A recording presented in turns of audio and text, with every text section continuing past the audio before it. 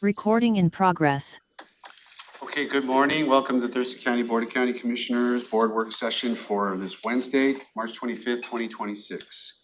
It is 9:02 a.m. My name is Ty Mentor, Chair of the Board, Vice Chair Fournier, Commissioner Mejia, and Commissioner Rachel Grant on Zoom, and Commissioner Emily Klaus to my left, County Manager Leonard Hernandez, and Assistant County Manager Jennifer Walker. Welcome back. Thank you. And Assistant County Manager Josh Cummings. Clerk of the Board is Amy Davis. The meeting is live streamed to the Thurston County YouTube channel, and written public comment may be received up to 2 hours in advance of the meeting and distributed to the board. Action may be taken at this meeting. So we have a variety of topics this morning. We do, First yes, up Chair. is Olympia Lacey Fan Zone update. I know we have guests here for that. Yeah, come on up. Yeah, please join us at the table.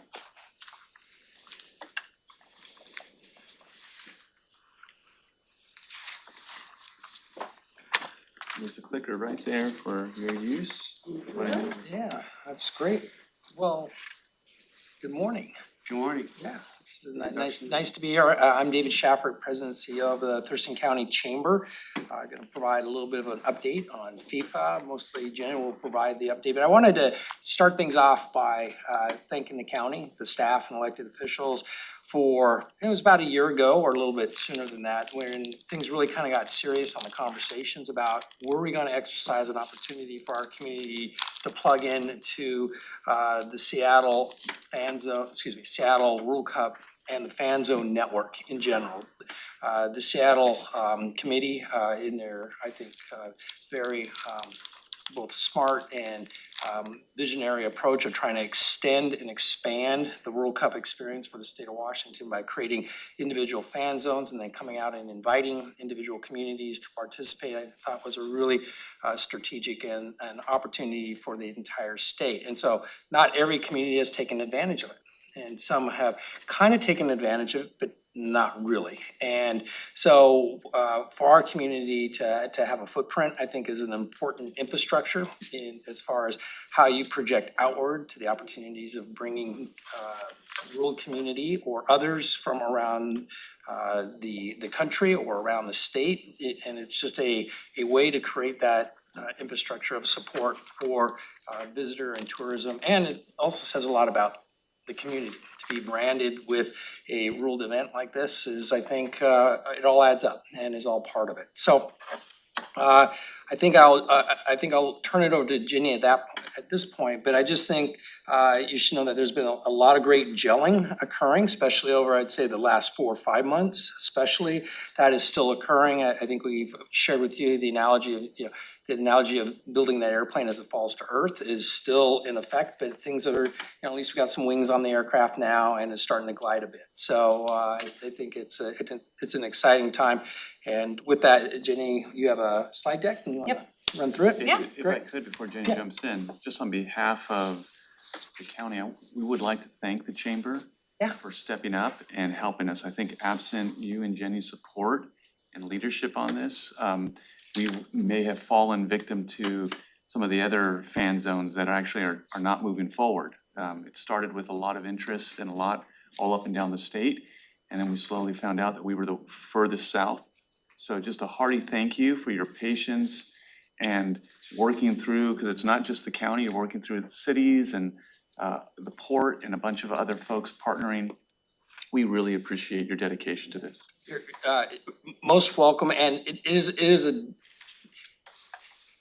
been a lot to work through, and it's not necessarily the municipal governments. It's also FIFA Seattle just working through their airplane falling to earth that they're building.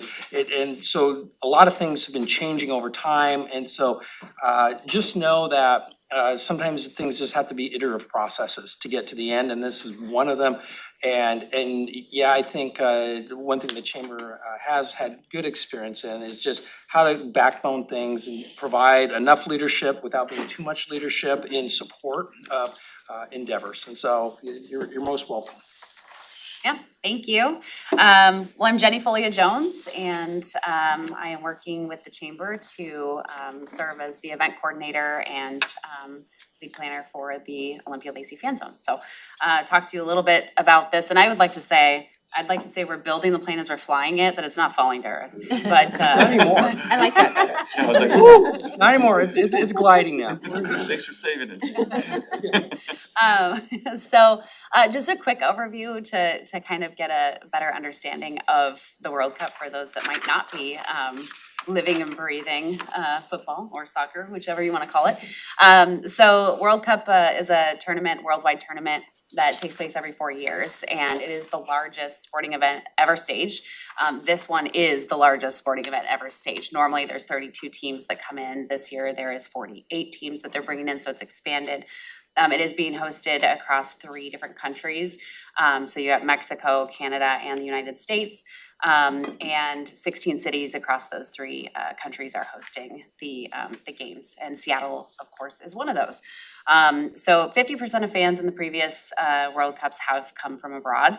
And we are expecting about 750,000 visitors to be coming into the state of Washington from outside of the state. And that doesn't include all of the Washingtonians that will be wanting to come in and see the games as well. And about 19 billion plus global viewers are expected. And you might say, how is that possible?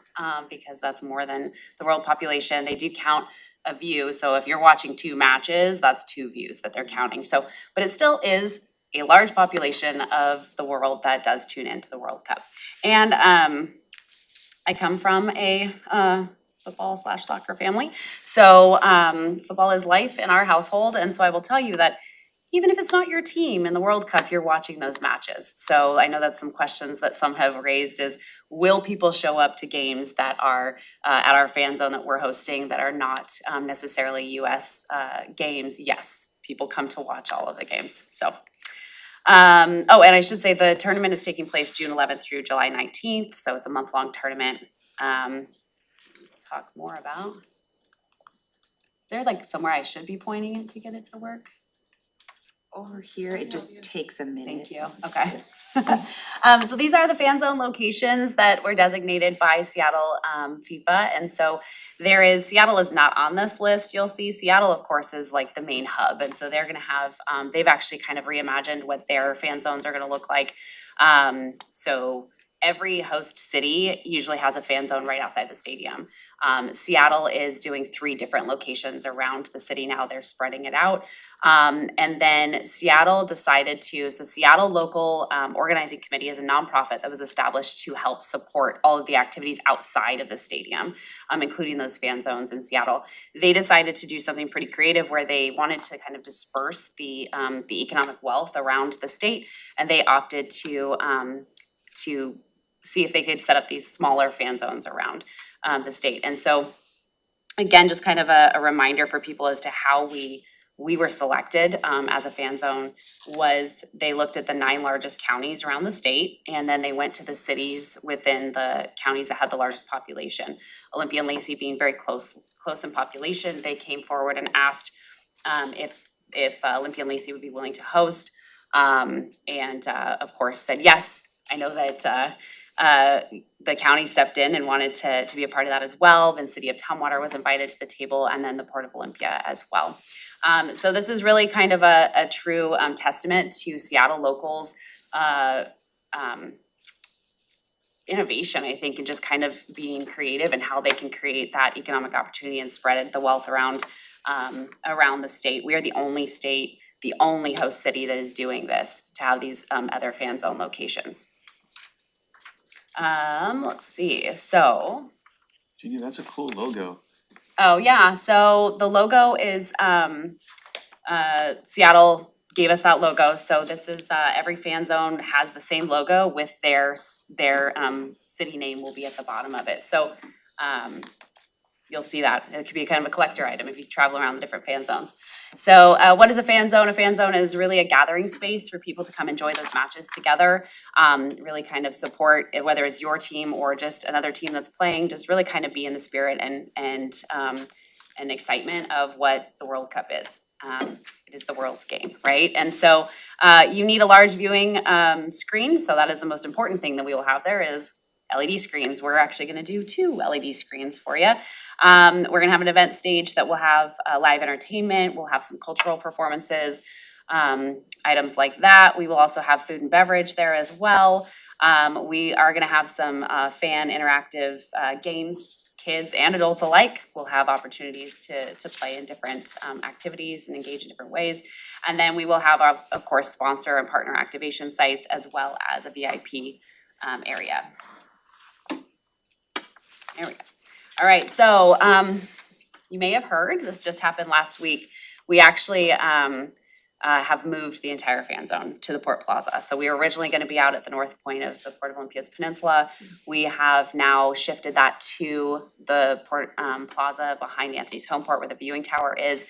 This decision to move was really based on kind of logistics, logistical constraints and funding constraints that we had too. So we were able to, the Port Plaza already has a lot of the logistics that we needed instead of having to bring everything out to that site, as well as traffic control easier, et cetera, that kind of stuff. So the move also puts people in, you know, they're right at the end of the boardwalk, they're right next to the Olympia Farmers Market. It's a space that people can free flow in and out of the fan zone easier so that we can hopefully encourage people to come to the fan zone, but also go and go to the shops, go eat at different locations throughout the community, which is really what the fan zone purpose is, also is to help get that economic opportunity into the businesses. So attendance expected 2,500 to 5,000 people per match, depending on the match that's being shown. And then, of course, we talked about this, the cities of Olympia, Lacey, Tumwater, of course, the county and the Port of Olympia are the 5 jurisdictions that are really putting this on, decided to make this happen, and then have asked the Thurston County Chamber of Commerce to make it happen. So they are the entity that is putting it on for you. All right, so let's talk about the matches that we're gonna be open for. So there are 6 matches. I just wanted you to see the 6 matches that Seattle is hosting up on the screen here. And the ones that have the stars next to them are the games that we're gonna be actually open for. So we're doing 4 matches that we're open for. So we are gonna be open for the Friday, June 19th, US men's national team taking on Australia. This is a Seattle match. Put this one in red because this is the one that every fan zone that is around is going to actually be open for. This is the big match that everyone's obviously gonna be highlighting the most because it is the US match. And so this is a noon kickoff. It is a holiday, it is Juneteenth, so you will see us being able to bring into to the fan zone elements of Juneteenth as well, celebrate that. We also then are gonna be open for Wednesday, June 24th. We are gonna show the Cutter versus, we don't know yet. Actually, we are just days away from knowing who's gonna be coming into that. There are 4 teams that are still determined through a tournament that's taking place in Europe right now. And so there you can see the teams that are up for that spot. And so on the 31st of the month, we will know what team is coming in to play that. So that is June 24th, Wednesday match. That is another noon kickoff. And then if you hop over to the right of your screen, Thursday, June 25th, this is not a Seattle match, but it is another US men's national team match that we are gonna be showing. It's gonna be played in LA, but it is a US team that we wanted to be able to bring that match in. That is, again, an unknown, so that will be determined at the end of the month as well as to who their opponent is. And then if you come back over, we're gonna be open for Friday, June 26th, which is still currently Egypt versus Iran. That is Pride, Seattle Pride. We are working with Capital City Pride as well. So we will be hosting that as our Pride match here in Olympia. Am I correct in assuming we should be rooting for Italy to win that? I mean, in terms of like For like upping propping up the match and interest? the people Yeah, that probably. will probably Yeah. travel here. Mhm. Cause Yeah. but all those European teams would probably bring some travelers, For sure. any of them, but I would guess Italy the most. And you'll see the thinking on why we selected the 24th, 25th, 26th, this 3-day block that we were really hoping that we could kind of encourage more overnight stays for people to come into town and stay here, you know, shop, dine, play in their free time. I will say that we are working closely with Experience Olympia Beyond, and we're doing campaigns right now. They're running campaigns to actually Seattleites who want to get out of Seattle, and so encouraging Seattleites to come down here and stay here and enjoy what we have down in Thurston County, as well as, you know, they're advertising all over the place, but they're really doing a campaign for Seattle people that don't wanna be in the mix of the traffic and all the stuff that it will bring up to Seattle. And so of course, it's like, come visit your capital city, learn more about your capital city. Okay, so any questions about the fan zone before I move to the business pieces of this really quick, and the support that we're doing? Questions on the matches or the setup of it? We're working on some really fun activations. Every day that you come to our zone, it's gonna look different based on what we're gonna have within there. Can I ask about like when you said you're seeing the elements and like food and drink, obviously, like Sure. what is that? What can we expect, like in terms of food vendors or Yeah. beer gardens or whatever? Yeah, so our reduced footprint is really gonna make it to where we can probably have like 3 to 4 food vendors within our site. And we are gonna be changing those food vendors out based on the matches. So for Juneteenth, we're really gonna work on getting like BIPOC community in there. And then for like Pride Match, you know, LGBTQ plus vendors in there. So we are, like I said, it's gonna look very different based on what match you're coming in for, but 3 to 4 food vendors. We will also be encouraging people, like I said, to go to the businesses down the boardwalk, to also go to the market on those days the market's open, et cetera. We will have beer, alcohol, I should say, a beer garden. Not necessarily a garden, is what you would think, because the state legislature did change the ruling for, or the rules around fan zones. They really want it to be a family event, so no internal beer garden lines anymore. So once you're inside, it's a fully fenced event. Once you're inside there will be ID checks that'll take place if you wanna partake in the alcohol, but you'll be able to just go to the bar and be able to carry your alcohol through the entire event. So you will see that as well. And yeah, just really working on local. We wanna showcase local vendors, local, we're working right now. Say who we're working with. We're hoping to bring in some of our local tribes as well to be able to have elements in there for that too. So, but yeah, does that answer your question? It does, I'm Okay. just trying to, cause I'm curious and like I'm imagining there'll be people there just wanting to check it out and socialize, et cetera, and then there'll be hardcore people that wanna watch the game, and I'm just Yeah. curious about like seating, like if I wanna Sure. sit there, I don't wanna stand up and watch, you know, a 2-hour soccer match. Yeah. So what kind of like seating options are gonna be? Sure. There will be like picnic table options. We'll have bistro tables around too for those that wanna stand, that kind of stuff with the tables. So, and then it will be, I think, encouraged, we're gonna be encouraging people to bring your own chairs too. So it's kind of like a picnic setting, right? We've got the grass, you can throw a blanket out on there, that type of stuff. So, and the amphitheater steps, I mean, it's already set up like an amphitheater, right? Out there at the plaza. So that can be used as well for seating, for people to sit The on main too. stage will be like at that tower? The tower, yeah. So I mean, the main screen. the I main should say. screen will be at the tower, so we're actually doing 2 different screens. So the tower is gonna have the side that faces, you know, out towards the big grass section, like the majority of that will have a larger screen. And then on the opposite side of the tower, we're actually gonna put a screen, so the south side of the plaza is going to be able to view. That's where we'll probably have like kids' activities happening, that type of stuff, so that if you're happen to be over there with your kids doing stuff, you're not gonna miss the match. I know that it'll also be facing like Anthony's home port. We'll be having a great view, right, of it from their windows, from window seating and their patio, et cetera. So there's gonna be opportunity to be able to make sure that you're seeing the match no matter where you are on the plaza. So like, if a match is 2 hours or whatever, 2.5 hours, like how, I mean, you said there's gonna be live entertainment and Yeah. other pieces, so how long of a window Sure. will be open for people to spend Yeah. time there? So FIFA has given us rules around how long we need to be open. So expect it to be 5 hours for some of those matches. Well, actually, all of those matches, we're extending the June 19th to a 7-hour.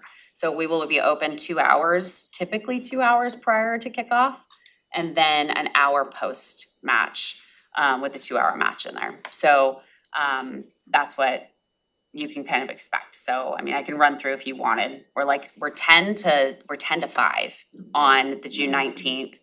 We're gonna be 10 to 3 on the 24th. We're gonna be 5 to 10 PM. This is a later kickoff for the 25th. And then we're also gonna be 5 to 10 PM on the 26th. That's because we're gonna move the extra hour to the front side, because that's an 8 PM kickoff, so it's a later match on that Friday. But we are gonna shut down at 10 p.m. just immediately after match. So you'll see entertainment on the stage before and after, depending on which match it is and how long we're open. Got it, thanks. Yeah. Other questions on that before I move on to this? Okay. Seattle Local has done a great job in helping try to drive people into the businesses as well. So they have created an app. I encourage everybody to download it. I've got a QR code here shortly. Basically, this app is to help drive visitors into local businesses. It is walking tours. Every fan zone city has one. So it's a walking tour that was designed to get people moving through those spaces. So Seattle actually has a lot of different tours you can do. And then every fan zone got one. We are unique in the fact that we have a walking tour in downtown Olympia, we have one in Lacey, and then we have some stops in Tumwater as well. So we were able to get extra for our zone because we were a multi-name on there. And so we basically created this tour where you go through with the app and it shows you what business, like the spot is right outside of the business. You get inside that like geo-fenced area outside that business. A little ticket counter comes up on your app. You're able to get those tickets, goes into your ticket pot basically, and then you can it unlocks different games and quizzes about that location, about Washington State, about Thurston County, about World Cup, different quizzes that take place. That you can play those for extra tickets while you're standing there, and then you can take those tickets and redeem them for Seattle FIFA prizes at Wembley Soccer Shop is our redemption site. So you take it and you can go redeem for prizes there. I know that some of our commissioners here did a test run for our we were kind of demoing this to make sure our locations were in the right spot. And so hopefully they had a good time when they were there demoing it, but it is live. The app is live now. What we've told businesses is even if you're not a designated stop along the way, the game doesn't get people into the business. It gets them to the front door. So it's up to the business to actually like encourage people to come in. So we've been working with them on different ways to do that, giving them different toolkits to use. But even if they're not like a stop directly outside their doors, you're gonna have people walking past your doors. So how are you going to encourage them to come in with various things like, you know, redeeming promotions or, you know, offering digital promotions, offering discounts if they walk in with a soccer jersey on, or if they can show that they're playing it, you know, what type of things can they get from you? And then we are also gonna be highlighting all of those things on a community calendar on our website, as well as Seattle will as well. So we are really encouraging people to share that information with us, the businesses of what they're doing, so that we can make sure that we're helping promote it. Here's the QR code if you wanna scan it to download the game. Because we actually have this Friday and Saturday, Seattle has asked us to do a kickoff event for the game. So we are for the app. So we are actually running, if you play the Olympia Lacey Tour, I should say, on Friday and Saturday of this week, the 27th and 28th, and you redeem. So that is the thing, you have to redeem. There is extra prizes that we've been given to give out, as well as one lucky winner and a guest will be invited to a match in Seattle. So so this is a great way that if you're looking to try to get into a match, come play our app Friday and Saturday and redeem and be eligible for that. And so we will also be out along the tour routes, handing out stuff. If we see that you're playing the match or the app, sorry, I keep saying that. If we see that you're playing the app, we will give you some extra swag prizes as well. So By redeem, you mean you have to go to Wembley? Go to Wembley, turn in your tickets, and you don't have, there's not a certain amount of tickets you have to turn in to be eligible. It's just, you just have to go in and turn in some tickets for a prize there, and then you'll be eligible. Seattle has also done a really great job in creating a lot of resources for businesses. And so this is just a QR code link to a lot of different playbooks that they've created, whether a business is interested in being a watch party location, whether they need, just kind of some support on different large events happening in their area around them and how to navigate some of those things. All the way to, there's a lot of work being done with preventing human trafficking training that's taking place. And so I encourage Seattle has worked with a company called Best, out of Seattle that has done these trainings that are online. And right now they have fronted a bunch of seats that you can go in and take this training. It is human trafficking awareness training and then how to report it. And so I encourage you to go to Seattle's site, seattlefwc26.org. And that would be, take advantage of those free seats right now. I think that's all I have. We have social media, so I encourage you to follow along. You'll get the latest updates for our zone and all other things happening around the area on our Instagram and our Facebook. Are there gonna be like, I remember at the beginning, they were talking about like incentives to get people to go to like all the fan zones or like. Sure. So Yeah. what would that, like, if we made the effort to go to multiple fan Yeah. zones, what does that get you? You're as a gonna fan? get more tickets, right? So if you're playing the fan zones and you're getting your ticket count up, so if you download your app and you've got it, you can actually go to see the ticket like options that are available right now. There's something called the Golden Ball. And each location you can turn in, you need like 20,000 tickets to get the Golden Ball. There's only like a certain number of golden balls at each redemption site. So if you are the one that goes and you're able to get the golden ball, that golden ball puts you in the running for tickets to be drawn throughout the tournament time too. So Seattle is going to be giving out tickets through the normal playing of the app, but that you're in the running with all statewide, right? If you play our app Friday and Saturday, you're only in the running with the people that are playing and redeeming on our tour. But that's where they have a bunch of different prizes that are coming out and they're putting them out in waves. So encouraging you to play now and redeem. And in 3 weeks, your prizes you can go get if you redeem again are gonna look totally different. So yeah, it's definitely encouraging you to go play all the different zones around the state to get more tickets to be able to turn them in. So you can only play our zone once.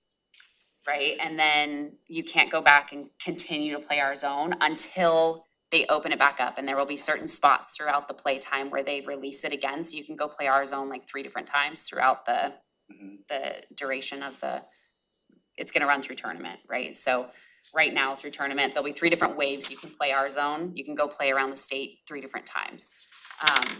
So hopefully we're gonna see people traveling through. You would need to get 20,000 tickets, I'm assuming. You're gonna have to go travel, yeah.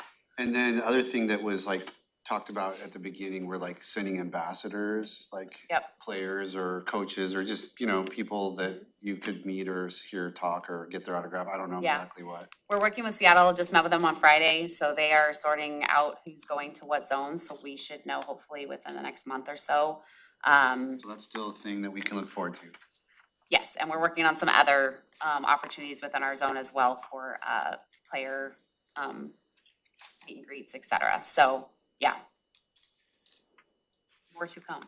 That's a big one, I think, to Yeah. get people out to it, if they were on the fence about it. I think that's gonna bring a lot of people to the zone, Yeah, local soccer fans. yep. I will say we are completely outdoor event. We might be one of the only fan zones that is. And so rain or shine, we will be open. We're hoping for shine, but with that, like I said, soccer fans are used to standing in the rain to watch soccer, so, hey. And we're looking, if anyone wants to be an umbrella sponsor, we'll gladly accept that. Nice. All right, any other questions for Jenny or Dave? Exciting. Thank you so much. I echo what the Yeah, county thank manager you. said. Thank you. Appreciate you bringing this to something that I think we can all look forward to. You bet. Thank you. Chair, if, with your concurrence, would the board mind if we switch number 3 and 4? You see the architects are here in the audience. Okay. And so, that would be okay, we can call them up now. Sounds good. Right. Bill and Jenna?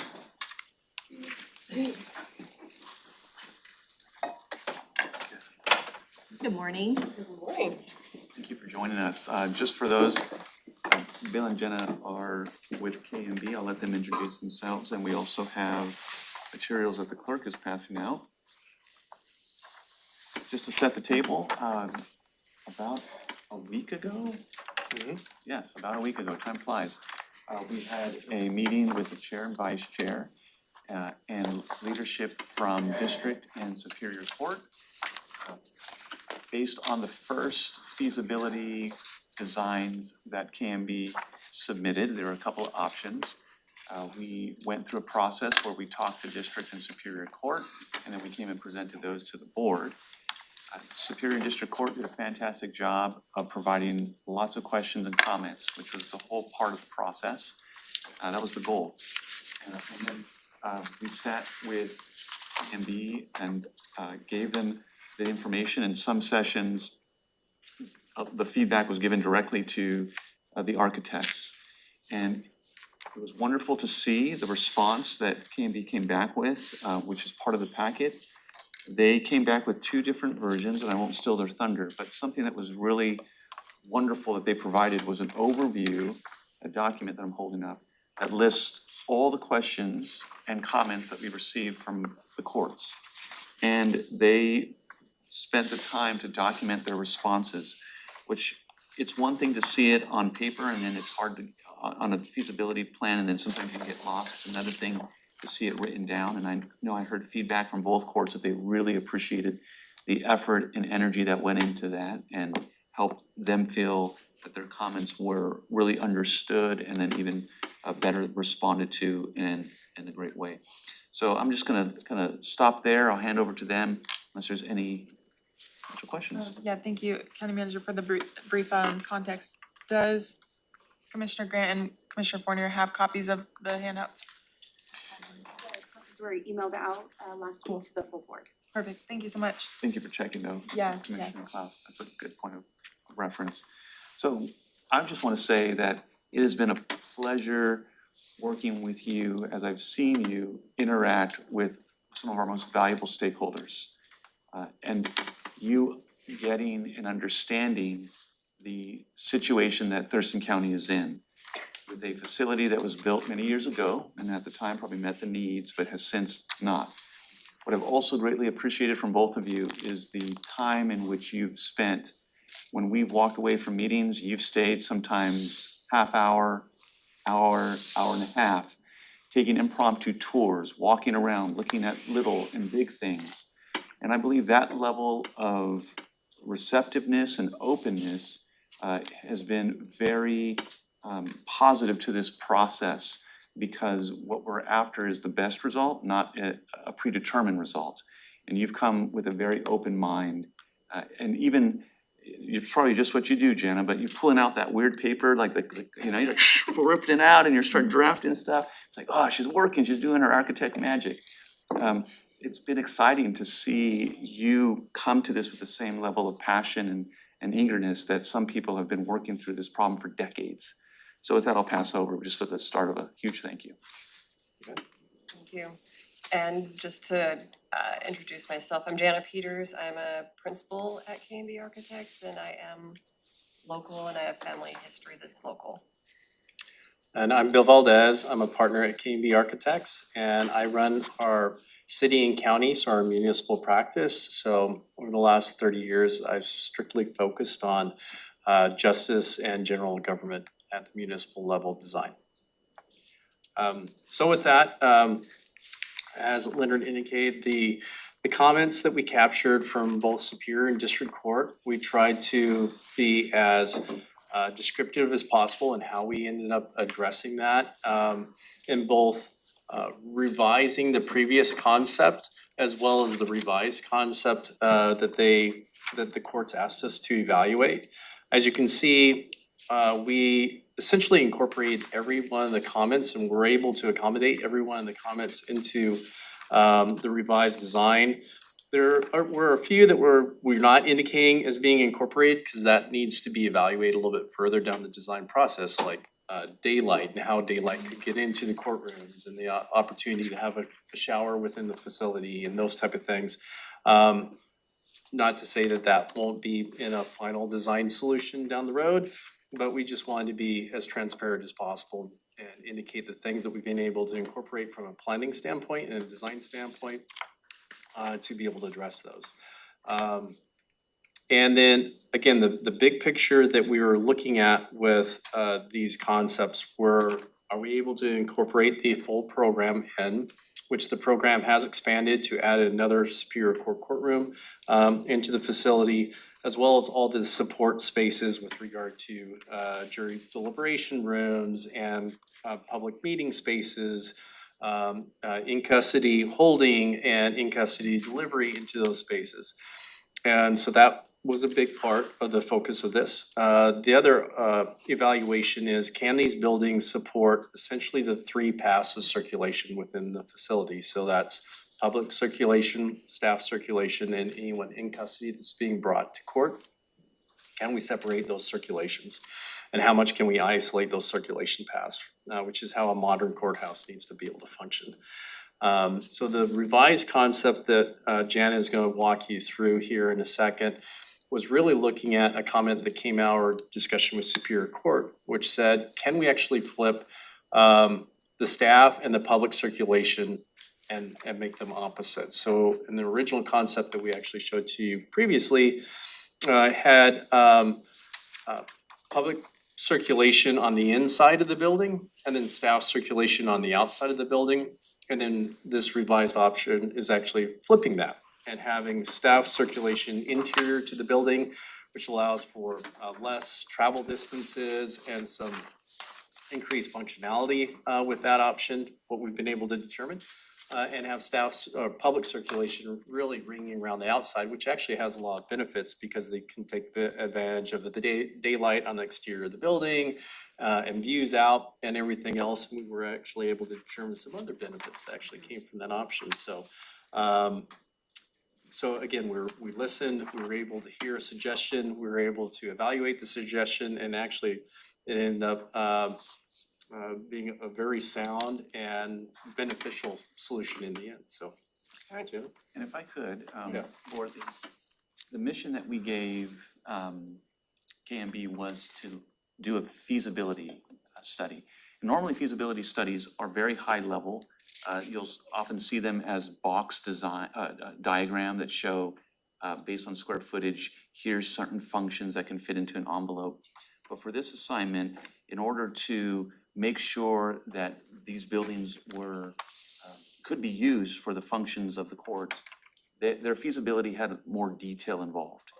And I really appreciate their ability to do that level of detail because it helped, while this is not in any way a final plan design, but the feasibility helped to identify size of courtrooms, where the benches would be, how much seating, identified where there could be different deliberation rooms or meeting rooms. And because this project has a long history of different designs and different processes that have been started along the way, I think that level of detail was helpful to really get into this feasibility conversation. And so that process has been very valuable to us. And part of what we are looking for is, as we go through this presentation, to end it with board considering to move staff to get out of the feasibility and then to start a design and planning stage for this facility, which would be very exciting. I just wanted to kind of highlight the differences there and the progress that we're making along that path. Thank you, Leonard. And you said something I was gonna say, is when we did look at this, we did want to do an actual courtroom layout. Not just and see if it worked in these different sizes with the gallery, the clerk, the witness, the judge. And make sure that this space does accommodate that. Just if we just did kind of, this is a space with a square footage, that may not work in the end. So that was the primary. And then as Bill said, the circulation is also extremely key to keep these three circulations as separate as possible. And these may be a little, these PDF plans, we do have one that says in the lower left, it says internal circulation, so that's gonna be the staff is in the center. And then the other one is external, that's gonna be around the perimeter. And also just to note, there are some changes. I was stating last week, I kind of had a brain thought that I wanted to work through on the external one. That can be brought in, they don't have to remain separate. So these can be a blend. It's not one or the other, it's everything's a blend, this is just a feasibility at this point. Take the pros and the cons and make, put the pros together. And let's start with the internal staff, is that the one? Thank you. Alrighty, I'm gonna try and go through this. We also looked at a priority, which was having a secure staff parking lot. This site is fantastic for a secure staff parking lot. We're able to get 2 secure entries, one can be a primary, one can be a secondary.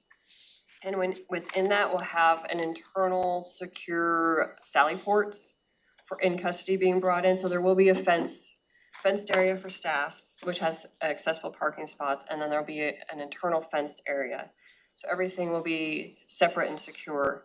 And it does not impede any other traffic flow and parking on the site. It's actually kind of a back driveway, which we think is great, and we were able to get a total of 33 stalls in there for parking, and then I believe right now we're taking 16 for in custody. And that translates to both options. I'm gonna try and scroll. On the first level, this is where you'll see on the right side, can I zoom? Or I guess you'll have the plans. Yeah.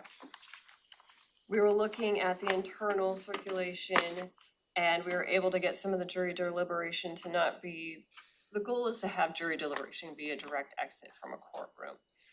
But because of the secure circulation on the inside, we're able to have a safe way for them to go to a jury deliberation room outside of that and not mingle with public and not mingle with in custody. And then we were able to supply jury toilets. Location is key. We're trying to be aware of costs. These are adjacent plumbing facilities, so we can tie into those as well. And we did end up looking at how can we add security in custody and have an external way of having them move up and down the building for the first 3 floors. And that became an external elevator. So they were able to come in, they'll have a holding area, and then there'll be a secure, let me see if I can point to it up. There we go, it's a little better. Right up here at the top of the purple, there'll be a secure door walkway that will shut down while there's a transfer into a secure holding. And doing that, we're able to make that sure everybody is separate, and then there'll be a holding and a direct entry into the courtrooms. On this option, we're also adding another elevator, and that would be in one of the stairways. Because this used to be 2 separate buildings that they joined, we have 4 stairways by code. We only really need 3. And they've already done the accessibility upgrades. Everything is nice with code. And the way that the building is constructed, it's really easy to add that elevator in that stairway. So can I jump in real quick? Yes. Both of those are addressing judges' concerns about circulation. And when the judges saw that, the representative judges, the other day, they were really appreciative. So the 2 things that you see that Jenna just mentioned, this is the external elevator that she was discussing, and this is the internal elevator. If you'll remember from the first feasibility drawings, these green arrows, these are the in custody detention. These were circulating all throughout this area. This is a huge win. Having this external elevator reduces these green arrows to go straight into the courtrooms. So this is really, when the judges saw this, there was a high level of appreciation for those 3 things. Reduced green arrows, additional elevators. Yeah, what Josh is pointing out is probably one of, it's not the only, but one of the biggest points of concern, and rightfully so, because that's the challenges they have at the current courthouse facility, which is paths of travel and different users intersecting in those paths of travel. For most operations, it's not a problem, but for courts, it is, because each of those users has a specific reason why they're traveling that path, and many of them cannot intersect with each other. It could be the product of a mistrial. And so the architect's really thinking that through and putting some creative solutions to that, I think, is one of the huge successes of this second phase. So in general, the gray areas that you end up seeing throughout the building is essentially the public circulation paths. The yellow colored hallways is essentially the staff circulation paths. Bill, just one sec. Yep. Commissioner Grant had her hand up. I don't know if it was, you wanna jump in here, Commissioner Grant? Yes. Yeah, I just wanted to mention that I actually don't have these drawings. I have the RFP that was sent out yesterday, but I don't have a way to look up close at these. I just have what's on the screen. I don't know if someone could scan them and send them over. And then just a reminder to Josh, when you're pointing to things that we can't see that. I can only do my best. I know. The documents were sent out last week to the full board. I can forward you the email so you have them. Oh, okay, last week. I thought you said yesterday, so I was looking through yesterday's emails. I can look. No, they were, sorry, Commissioner, for the confusion. They were sent out on Friday. Yeah, the RFP that was sent out is more of just for awareness for the board. There'll be chance for the board to review that in detail when that process goes forward later, but I think it was Friday, what time? Friday afternoon sometime. And we'll just forward it. I found it. Perfect. And in this option, because it was, again, two separate buildings, there are 3 public elevators, one on each side, at least a minimum of one on each side of the building. So if there's accessibility, you are able to get to each side of the building without having to travel long distances, which is what's great about this existing facility. On the first level, on the left is where we have our large superior courtroom, and then we have a hearing courtroom. We're looking at having an in-custody come in from the exterior, which would be an additional sally port. This is one where I think I was asked last week, I was like, why did I show this option? Because I came up with a different option that's on the external circulation plan, which separates everybody further. So we can put this one aside and look at that. And just to kind of hit the high points, there was 4 attorney-client rooms that were requested per floor, which we were able to accommodate. They're in the darker purple. And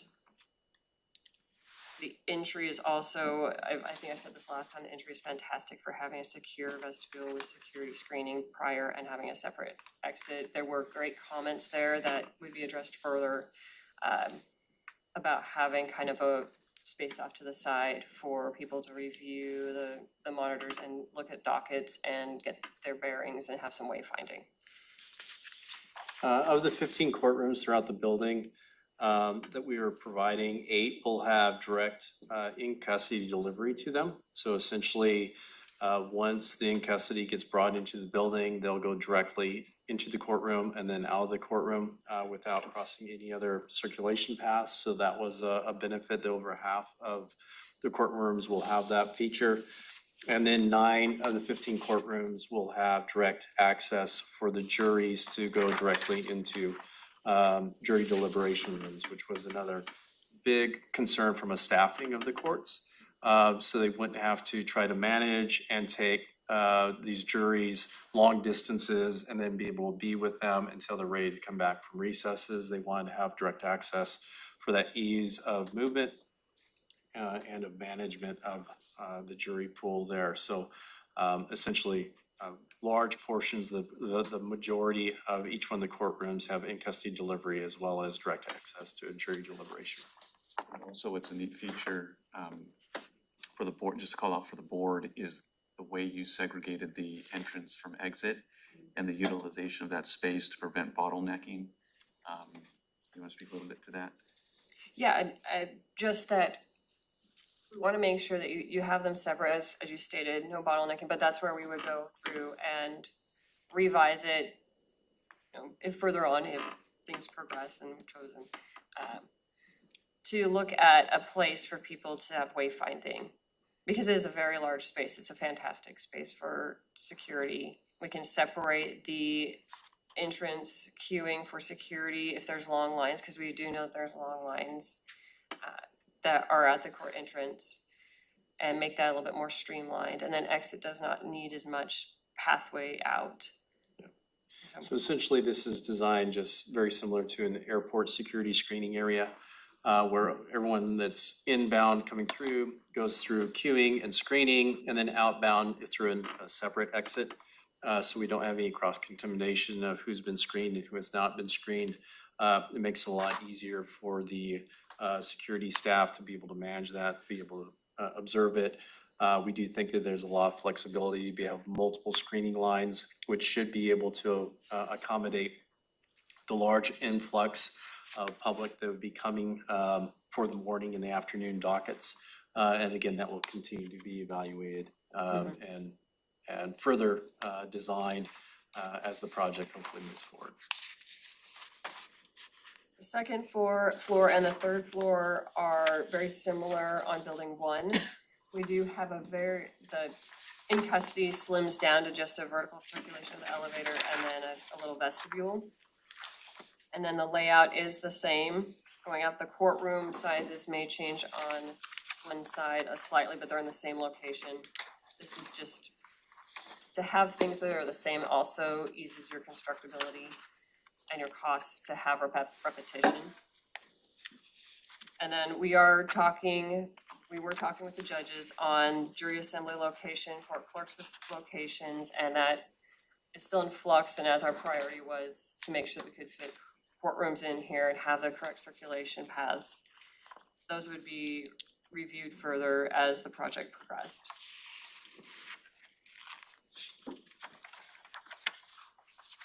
On the third level, we currently have court clerks. We did take one of the infill spaces to make it a hearing courtroom. And that's where we were able to gain another one. And another thing we did do, which we were able to do, is have Superior Court all on level 1. And then on level 2, we have one district court. And then on level 3, we have all district courts. So we're trying to separate as much as possible to reduce confusion on where the public may be going. And then again, on level 4, that would be staff offices as well as probation, mental health, veterans court, and law library. That still is just kind of a large block where further programming needs to happen to determine how many offices and public counters need to occur on this floor, as well with court clerks and jury assembly. And we want to discuss, I could do a high level on the external. Could I ask, I know this came up last week and I forgot what you said, but one of the judges made the point about the county clerk is really Superior Court, and district court has their own clerk. Yes. And I'm trying to, like, where would they be in this set? That's where on. We have some administrative. Yeah, we have administrative. We would look at maybe flipping jury assembly with the court clerks, which is where more of a in between the district and the county. Right. And then because we do have that elevator, it's a lot more accessibility. We do have a stair right adjacent to the elevator to have people go to jury assembly as well. So there are opportunities to move a larger volume of people vertically. But that would be further discussions to define the full needs of how many counters, offices that are required within each space, and then we can get the volume of that space. And I can't remember, did they they want it more they're adjacent separate to now because courtrooms. they're different, Yeah. they're in different buildings, but Yeah. maybe there's a way for them to be in adjacent space or something, like the district court clerks and the Yeah. Superior Court clerks. I think one of the comments we heard was, since they're sharing the same building, they wanted some distinction. For example, if they could get all the Superior Courts on one floor, a couple floors, all the district courts and then their offices. So, we can definitely work those fine details through when we get to the design phase. Yeah. The exciting thing is, the goal was to see if we could get over the hump, could these buildings be used? And because they can be used, now we're having some more detailed conversations about where will things specifically go. That's an exciting place to be. And that's a lot of the work that will happen in design. One other item I wanted to point out is there's some discussion about some other functions like drug court and other things that I think the first feasibility had some placeholders. And And so that's still consideration for this building or for, God, what's that building? The center building, the brick one? Yes, it doesn't have a name, so the center building in the campus where we know potentially pretrial services may go. But there's still a lot of design that will go into the details if the board will authorizes that and once we get into that phase with the firm. That's right. This feasibility is about circulation, space planning for the courts, and then when we get into the actual space planning and programming Yes. for the different pieces, that's part of the design discussion. The other thing that KMB is looking for is in what they're putting together, are there any major code items that would prohibit us from doing something? We don't want to put something out in feasibility and get everybody excited about it and then come back later and find out that the code would prohibit that type of use or that type of approach. So they've been pretty mindful about dialing that in to make sure that they're not proposing something that is just outside of our ability to accomplish. Yeah, one example of that is you'll see there's no courtrooms on the fourth floor. Assembly occupancies for this type of construction do not allow it. So we went through the study going with, this is what we can do, let's work with this. And not doing anything that we know will not end up being feasible. One of the things that you said on last week, and I didn't hear you say today, was that you were able, in some of the changes you made, you were able to kind of like eliminate the sightline Yeah, I was about to bring that up. obstacles. So Okay. why don't you bring it back to the one to the third floor there?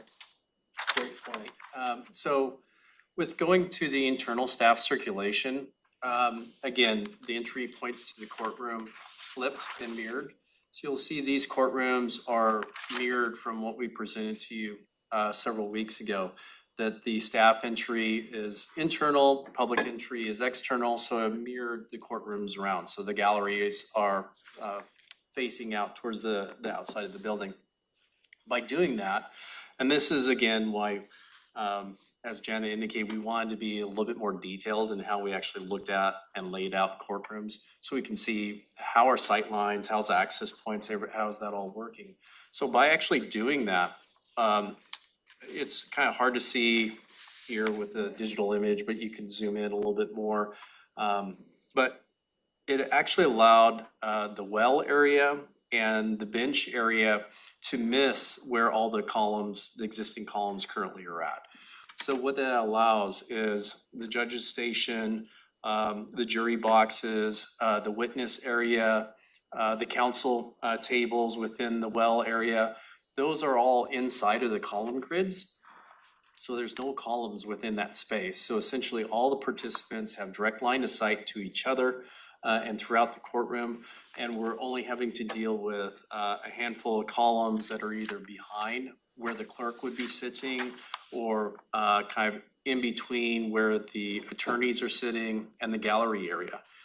So essentially that was a large concern that was brought up by the courts, that if line of sight within the well area might restrict any type of visibility or vision from the jurors or from the attorneys, that might be a concern with regard to a mistrial or anything else. So actually this solution really helped to solve that to a very, very good benefit. So that was the other kind of analysis. Once we actually started flipping the courtrooms and laying them all out, we did notice that the line of sights within the court were much, much more improved, and we wouldn't have to do anything special to be able to accommodate that.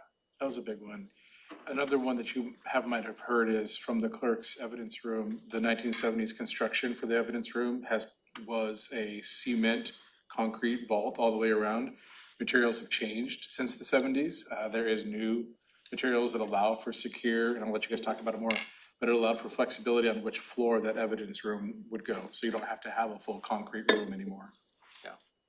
So yeah, rather than building a concrete box, that can be done with a handful of different materials. So there's a metal panel solutions that can actually be installed to essentially create a vault or a very secure environment. Or what we've done in a lot of other jurisdictions for evidence storage and retainage would be essentially building a standard steel stud wall and then enclosing that with high-use gypsum and expanded metal within the structure, so it provides that level of security that no one will be able to have access or burrow through a wall to be able to contaminate that evidence that's being stored there. So there are, as you indicated, a lot other acceptable solutions for construction. They're a lot lighter than building essentially a concrete box. Commissioner Claus. I have questions.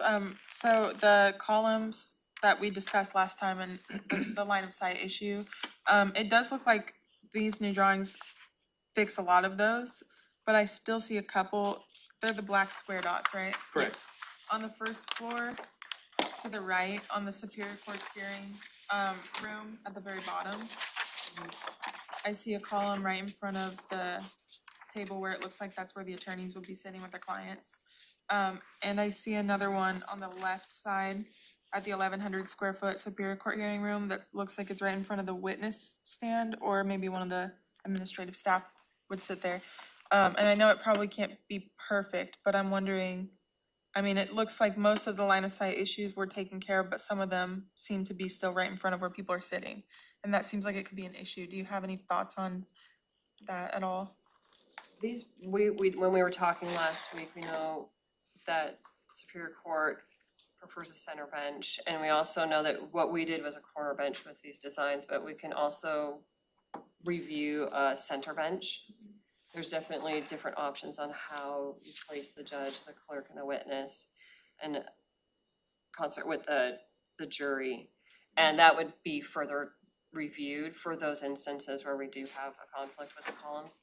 We're lucky that the columns are more this size and they're not massive like the temporary building over across town that are this.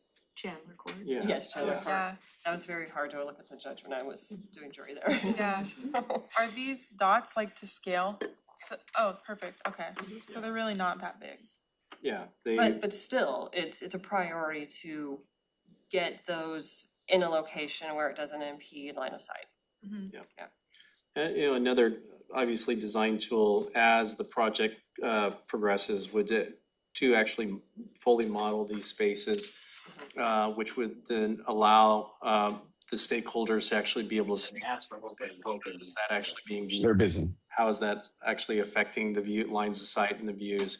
Or is this 4-inch column going to be much of an issue with regard to that? So we do think there are different solutions and how those spaces. Commissioner Fournier, you're not muted. Thank you. Sorry. Sorry, Bill. But yeah, that what Bill stated is we typically will do, in the model, we do a line of sight study from the jury box, from the judge. And the judge looking at witness, the judge looking at gallery and the attorney tables, and then judge looking at the jury. And then the jury looking at monitors. There's a whole study on the heights and the viewing capability, which also like determines the size of monitors or how those are placed. Okay. Yeah. So, yeah, we think there's opportunities to still resolve anything associated with that. Okay. Commissioner Fournier. I think KMB did an excellent job on this. And, you know, I just want to share my favorite part of the meeting that we had with the judges. And it kind of goes back to when they were just talking about the vault. And it speaks to the level of complexity this type of analysis requires. And the KMB folks were sharing with us that they even take into consideration like hardening the air ducts. So you don't have what I would refer to as like a die-hard scenario where somebody would be creeping through the air ducts to get into the evidence vault. And so like the level of considerations that go into this type of analysis are incredibly like complex, and they did an excellent job. Thank you. And just for the ducts, it's not like the expandable mesh, it's a little bit bigger of a grid, so you have the airflow. But it does not allow a person to go there. Yeah, there's gonna be, we'll reduce the die-hard moment. I like that analogy. Do we wanna go to the other plan really quick? Yeah, please. How do I switch to the other? Attached, does it just keep scrolling through? And I'll do that really quick, just to touch on one of the changes in building 2 that was preferred. And then touch how we've this is this will be the secure circulation is now back on the exterior again and shows the revised internal public circulation and how that works with in custody and also staff entrance. So each plan has its positives. The 1 and the 2, is the top one or the one in, Top is The one. top one is 1. okay, so if you're looking at it, like, Yeah, it's kind it's- of backwards. it's One hard. is your right, yep. 1 is Correct. right, and I try not even to say north and south. Yeah. Which I don't think the north arrow is right. Yeah, the rectangle is 1, the trapezoid is 2. Yeah, okay. Yes. And there was a way to, and I'm sure you'll get into Not this, right. but like there was a way to like take the flow of 2 and match it with the 1 from the other one, maybe. Yeah. If that was preferred, and there would seem to be interest in some of that, but I'm sure you'll talk Yeah. about that. Yeah, and you'll see on the overall site plan, I'll just touch on it really quick, that the secure entrance on building 2 has been reduced. And that is because we moved the in custody to have a separate entrance through an existing window area. And they'll be coming directly into a holding area. And then jury deliberation moved a little bit more to the center of the space. And this is in order to get a secure staff flow that is separate from what could be an in-custody flow, and that can be further defined. But that way, if in-custody is coming into the courtroom, they're not crossing with the judge, they're not crossing with the jury, and it can be timed. But I still think that could be refined further, and then your building egress out that stairway is not impeded by being in a sally port. On the building 1, you notice that we have the same configuration, it's flipped around. We were able to streamline a little bit more the in custody holding the courtroom, so they've got still a direct entrance and jury deliberation still has a direct entrance. This one they each have 2 restrooms and they are directly in and out of the courtrooms on the west side. There are still 4 attorney-client rooms on the public side. We're able to gain a jury deliberation room on east side. It's smaller, but it still can accommodate restrooms there. There actually is plumbing fixtures in that location as well. And on the next floor, same configuration. The difference here is on the upper level, we use the space that it has the main in custody holding when they first enter the building. We now did a walk around of the public or the secure, so they aren't going through the in custody. And there's a direct line, there's no stoppage, there's no door shutting down to have in custody cross. And we're kind of thinking of pricing, adding an elevator for staff on the internal circulation versus having an external walk around. They would still have to have a timed crossing on level 1. On level 2, it'd be direct in and out with the jury deliberations still internal, separate entrances for all to the courtrooms on that end. And then there is another jury deliberation room added on that level as well. And the same goes for level 3. Is extremely similar to level 2. Those are the high level main differences. I know I went through that pretty fast. So the external elevator and enclosure would just be a little bit larger in this option to be able to allow that external circulation of the public path. But we're not buying a second elevator, so essentially it might be essentially an economic wash between the cost of the 2. And if you are kind of wondering why it's so wide, there's a concrete exterior shear wall that we are wrapping around. So we don't want to touch that in that building.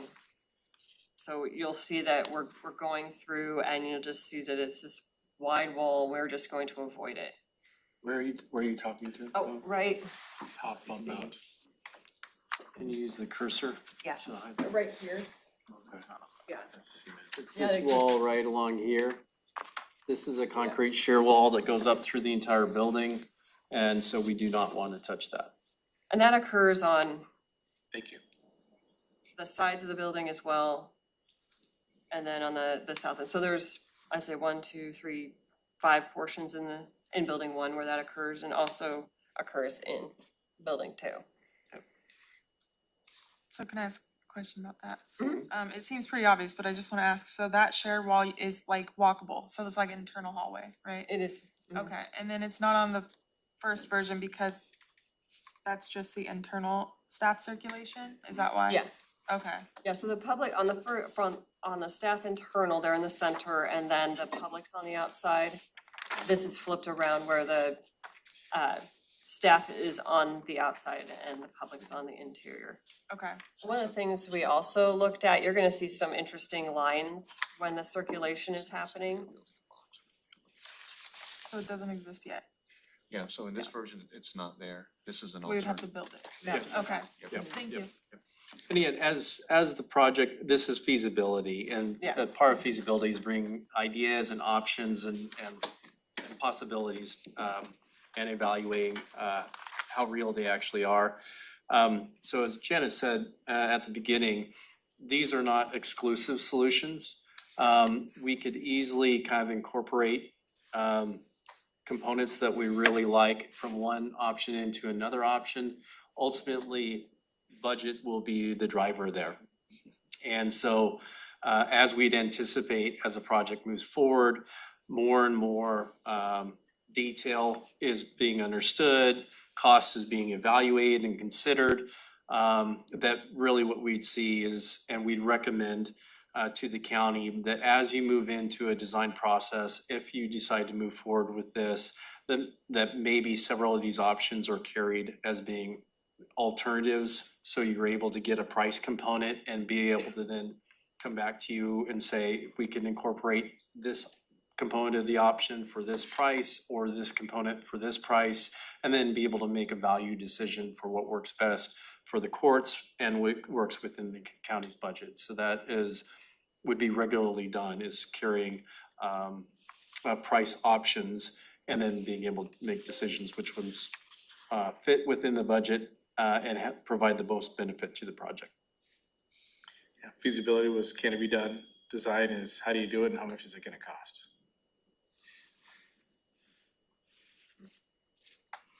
I think this says it can be done.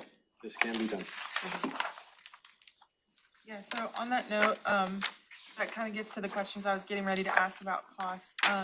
So I know we can't really determine the full cost until we move into that design period, but do we have any sort of like rough estimate on whether this is even gonna be close to the amount we have available? And certain components like the second elevator, do we have an estimate on how much an elevator costs, for example, or do we have like really no idea what this is gonna cost and we might move into a design period and figure out we can only do like half of the project, or where does staff or our architect team feel we're at with that? Great question. So we have given some parameters to KMB, and they have designed these designs within those parameters of the funding that we are working on, both what we have internally, what the board has requested from state and federal partners, and then also the multi-phased approach of affording the whole campus, which is also selling our Courthouse Hill campus. And those parameters, so we asked them not to design anything that was gonna be so outside of those parameters that it was a non-starter. They've come back and said, from a feasibility standpoint, and that's really important, but they believe these feasibility plans are still within those parameters. The parameter was between 5 and 10 million. And of course, obviously, as we architect different solutions, that's where Bill's talking about when we go out, adding those as alternates so that then we can see individual pricing. Because we're very mindful that we're trying to stay within a certain window. And also in our communication with our state and federal partners, we've put out there that window of about. We've said 10 to 15 with a potential $20 million project, but 10 to 15 is our target. And So- we, within our means. Yep, so those are the numbers that we're working through, and that's why we're anxious to get to the next phase. Because from the time we initiate, we're hoping to get that direction, if it's the board's desire to give it to us today, to start the RFP process. It's about a 3-year window from the time we start the RFP for plan and design to the time we're cutting the ribbon and we're high-fiving judges as they walk into their new chambers, and we're all excited about that. That doesn't mean that the whole campus is on that 3-year window, because it's gonna be a phased approach to move other departments in. It does mean, though, that we've held the design for the rest of the campus for this important conversation, primarily to make sure that we have the funding to accomplish this. Answer your questions? It does, yeah, and it also kind of makes me wonder, so for the next phase where we're looking at the other offices of the county, does the price point we're talking about today, like 10 to 15 to up to 20 million, cover those additional offices, or are we just talking about the justice Buildings portion? 1 and 2. Just buildings 1 and 2, that's the Regional Justice Center project. And then, as we talked about at the beginning of this process, divesting of the properties 1, 2, 3, Courthouse Hill, 4, 5, 6, 7, and J Lot, those 2 parcels up there, and then we have other parcels. So this is the first piece of the domino that falls, and then other funds come from those divestitures. The other reason why there's a motivation to get, and you're asking some really great questions, to get going on this is because where we don't want to be is we don't want to be in a place where we own 2 campuses at the same time. We're there right now, but of course, we just purchased them. The longer we're in a situation where we own 2 campuses, we are gonna struggle charging for space use and the maintenance and operations of those 2 when we're in that flux. So that's why we have put a lot of focus with KMB and the feasibility to see, is this even possible with the courts? And getting a level of detail that could understand that it is possible, so that it's not so high level that we find ourselves in a place where an irresponsible architect could design something that then is way outside of our price range, and then we're in a similar situation where we don't have the funds to do that. Yeah. But it is also important to note that that's where the board's advocacy of the state and our federal delegation is so important. And the win that we had with the 500,000, again, just reminding, for the public record, that we were the only ones out of the regional legislative platform to receive funding for a project. Those dollars go to help make this project realistic and achievable in the timeframe that we're looking at. And the unity from the stakeholders and the partners, the Board of County Commissioners taking the proclamation last year and now following through on that, that unity has, I think, borne fruit with the federal and state partners. So keeping that ongoing unity to get us out of lease space, to get us out of old buildings, into functional facilities, all of those things coming together is really creating positive next steps. And that's why this is exciting, to be able to move from feasibility to design, because like the county manager said, it's a 3-year window, but that 3 years doesn't start until the board makes the decision to have that starting gun, which is ending the feasibility and beginning the design. But whenever that starts, it's 3 years after that we're cutting the ribbon. So the longer we wait, the longer that 3 years gets pushed. I would just throw in that, there can always be things that come up, but preliminarily, from the prosecutor, public defense, some of the other stakeholders that will be moving into other spaces, I heard really positives from them about, they don't think a lot of work's gonna be needed to make those spaces functional for their, immediate needs. So it's not like, oh, this is only half the cost and it's gonna cost you another 20 million to, that's not what I'm hearing from any of the other stakeholders that have looked at the spaces that, we're talking about. Yeah, I think This is a special situation because of the needs of the court. That's right. I think it's safe to say all those stakeholders are chomping at the bit to get into the new space, and we are equally motivated to want to get them into their new space so that we can divest ourselves of the courthouse campus and no longer have the expenses associated, the maintenance associated with that campus. Commissioner Mejia. Thank you. I'll just say, thank you. I think it is very exciting. It is so exciting that it's hard not to get into the weeds of things and try to get into just because, right, it's been a long time coming and just to see the possibilities and to see that it can actually be done, like it is, you know, it is pretty exciting. It's like seeing the light almost at the end of the tunnel. It's like, oh, it's possible. I want to say I did appreciate kind of the, you know, the comments from Superior Court and then the design team responses and going through those.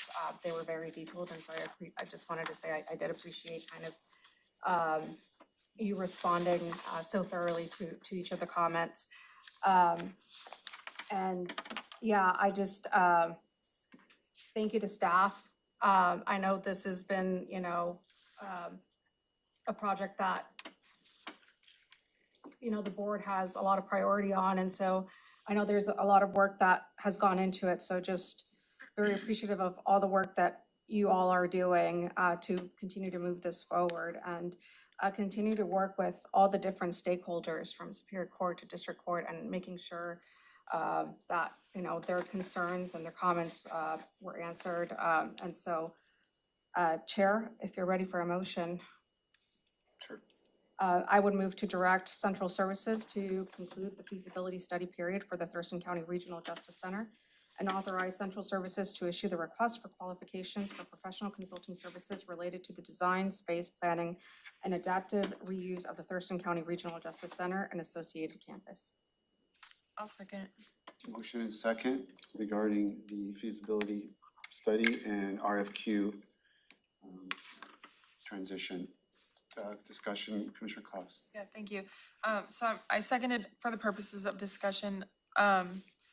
I appreciate everything that the architect team has done, that staff has done. This is awesome. I unfortunately didn't see the email, and when I come to meetings, I prepare by looking at the packet, and this wasn't part of the packet, and I missed the email. So I haven't, and that's on me, but I haven't seen this until today. My first impression of it is that it's awesome. Like, I really like this. I think if I would have had like the weekend to look at it, I probably would have come in here ready to vote yes on the motion. And I'm wondering if the board, if there's time to move this motion to next week, if that would conflict with like the feasibility period that we're even authorized to have, or are we getting to the point where we really need to conclude that feasibility period? So yeah, I'm just kind of wondering like if there's a little bit more time to push this to next week. I think I'll probably be a yes, but I just need a little bit of time to kind of absorb all the information, I think. Commissioner Grant. Yeah, I kind of am seconding what Emily said. I also, you know, missed, it wasn't in the packet. So, I'm on a small little screen and I really would like just a little bit of time just to be able to digest, the drawings, and I am most likely yes too, but if I could just have a little more time, I would agree that I don't like that I wasn't prepared for this. I'm sorry. I'm okay with withdrawing my motion. If it's okay with staff on the timing. No. I want to know, like, what are the impacts? I mean, obviously, we'd like to get going as soon as possible. There is a lot of work to be done. So I'd say the meter is running on the feasibility portion of it. And if we have another long conversation on Tuesday, then that adds to that cost and time. But if it's something that the board wants to do from now to Tuesday, I mean, if that's the board's prerogative, that's okay. Yeah, thank you, Chair. I do have a couple more questions, and I don't know like if now is a great time to just keep going in my questions, or if I should just meet with staff to ask questions. I just have small questions that I think would be more appropriate to just ask staff one-on-one. And what I could say, something that we talked about when we met with the judges is, if the board gives direction today, staff start working to get the RFP out. We already plan to have some additional conversations with district and Superior Court, because there's two options, and as Jenna mentioned, she has some thoughts that came out of the discussion. We're happy to also connect with commissioners along the way. It is not like you're selecting one plan or the other today. What you're doing is you're authorizing the central services to get out on the street that RFP that starts the clock ticking, and it's a long clock, to get proposals back so that we can actually get into the design, but we can have back and forth conversations about the concepts that are here. Because what the design will look like, we'll take feasibility and it'll dial it into actual usability and specific nature. Yeah. So we're absolutely happy to have offline conversations to go through some things in detail. But if you want to ask questions now, I mean, we're open to answer them. We have the architects here. Okay. And remember, feasibility was can it be done? And then more specific questions happen in design. So that's kind of what the county manager is saying is this is not the end. Yeah. This is the start of the beginning, really. Commissioner Fournier? Yeah, I was in the meeting with the judges, and I just want to say that it really sounded like we had some unity coming out of that, and some momentum, and some alignment on moving forward towards the design from feasibility. I'd assume I'd rather keep things moving forward. I would be very comfortable voting in favor of the motion. That would be my preference. So I don't want to slow this down because we've already spent a lot of time talking about it. We've already, kind of worked with all the different stakeholders that are the ones that would be most interested in how this goes out. And we did have their support after the meeting on Monday.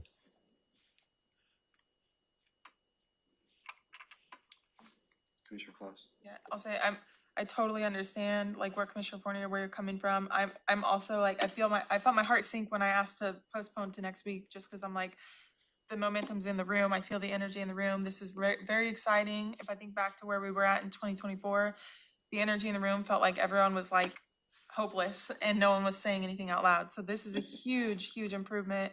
I just think because of the significance of the project, I'd feel more comfortable if I just had my last couple questions answered before I voted yes on moving forward with the design phase.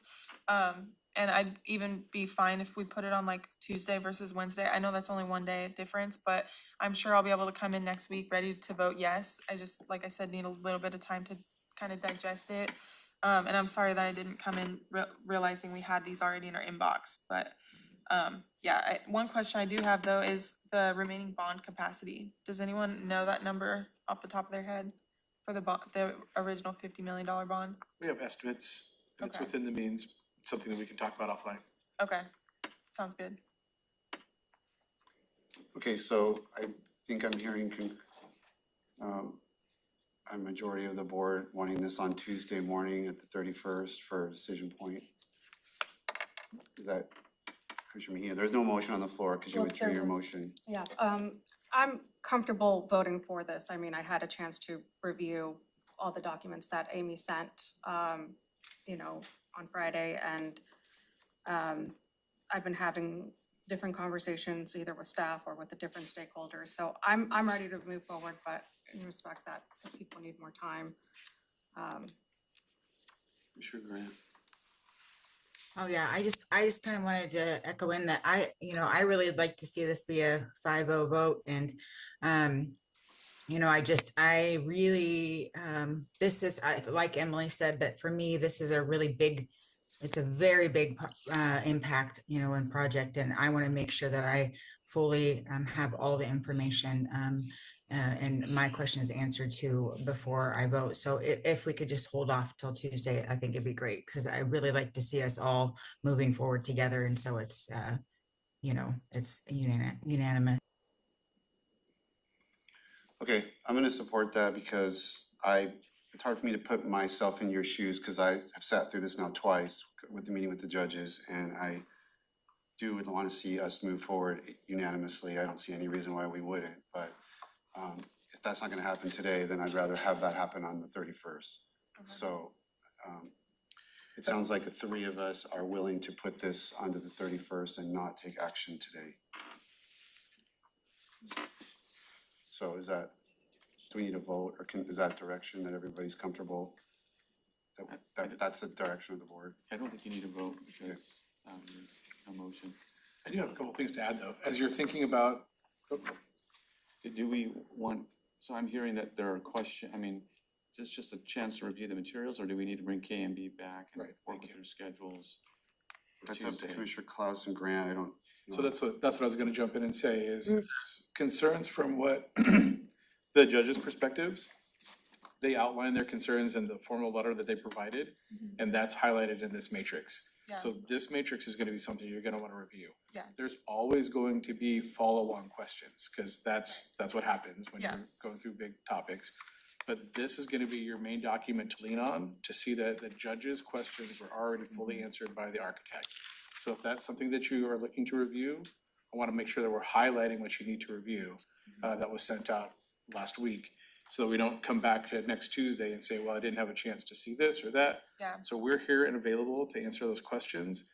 But if you're needing to have more information or further input from external partners, this is really your document that had those questions answered in the feasibility study. Yeah. Any programming and space planning design questions, those happen later. And so I wanna make sure that we bifurcate those concerns. Absolutely, and my questions, just to be clear, are primarily, I don't think that the architects need to come back, although we love seeing you.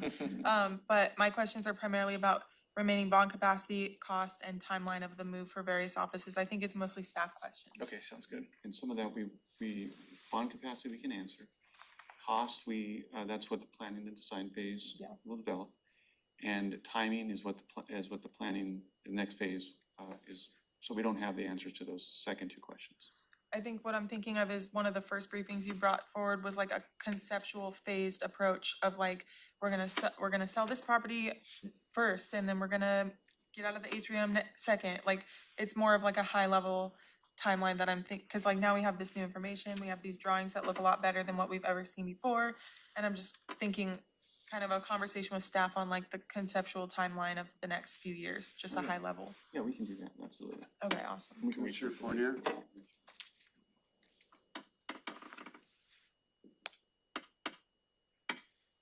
Commissioner Fournier, you're up.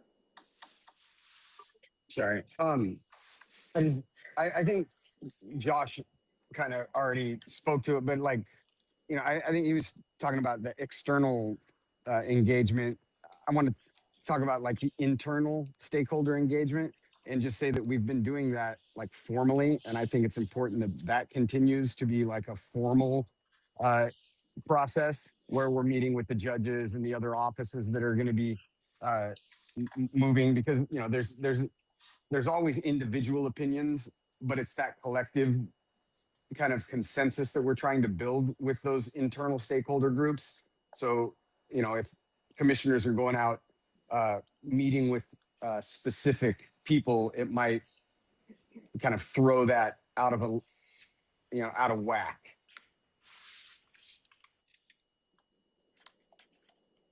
Anything else on this topic? I have one more thing while the architects are here. Thank you for the feasibility stage. There's three things that got us to this place. It's the clear direction from the board and the partnership with our external partners. It's the work of the architects, but also, and you're probably gonna hear me say this again, thank you to Rick Thomas. He's retiring in May. We couldn't have got here without his help, so I just wanna say thank you, Rick.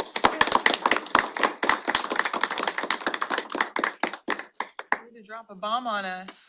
May is not too far away. Exactly. Congratulations, Rick. All right, it is 10:35. We're gonna take 10 minutes, and then we will pick up with TC Connect update at 10:45.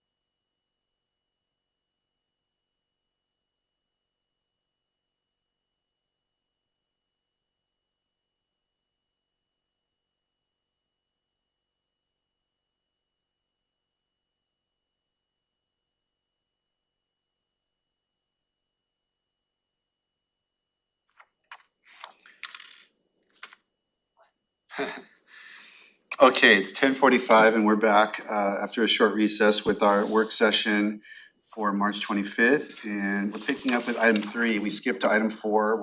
We're circling back to item 3, which is TC Connect update. And then we'll jump to our executive session after that. But at this point, I'm gonna turn things over to County Manager, Assistant County Manager. Yes, thank you. So this is an informational only briefing and it will be presented by the TC Connect Steering Committee, which is consistent of myself, Sherry Ilg, Maria Aponte, Summer Miller, who is out of the office right now, and then Brandon Weber, who is joining us via remotely. And so we wanted to provide, the board has made a significant financial input into TC Connect. It is a significant level of effort that has been happening for several years now, and a majority of county staff have contributed to the running of the system now. And so we wanted to provide the board an update on the implementation, our stabilization, and then optimization and kind of where we're going in the future. And then also just to recognize the hard work of our staff across the county.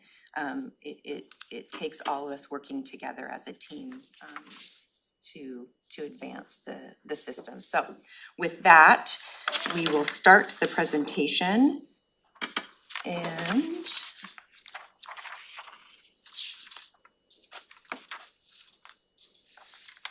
Sherry will kick off with the history of. I will kick off with a brief history of where we were and why we decided to move to a single enterprise solution. We used to have 5 separate systems, Munis, Eden, Questica, e-recruiting, and e-learning. And more importantly, the things that weren't covered in those systems, there were manual processes, shadow IT is what we call that, or an Excel spreadsheet or something to manage the processes that were not covered already in one of those systems. That includes things like leave slips. Some people had paper leave slips, some people had email leave slips. Project and grants tracking, some people did that in Excel spreadsheets. Those types of things. When you talk about having separate systems, you create a lot of opportunity for them to crash or not work correctly, because the interfaces between the systems have to be kept up to date. So every time you upgrade a system, you have to go in and upgrade the interface. And a lot of times at Thurston County, we opted to not upgrade because they were on premise, meaning that we weren't being forced to upgrade them. And for business or technical reasons, we decided not to update them, which meant we often ran outdated versions of the software. And we were missing features, security patches, and compliance improvements. And over time, this created a lot of risk and a whole lot of technical debt, which is what we're working our way through now with that system and some of the others. The challenges with multiple systems is that the data is siloed, the systems are siloed, and the data belongs to one system or another. And if it were trading information between systems, it could quickly become out of date. I have a couple examples of that happening, but we can talk about that later. About maybe the name is misspelled in one system versus another system. An address of a property could be different because in one system it's addressed this way, in another system it's addressed differently. So when you're interfacing data between systems, there's a lot more opportunity for error.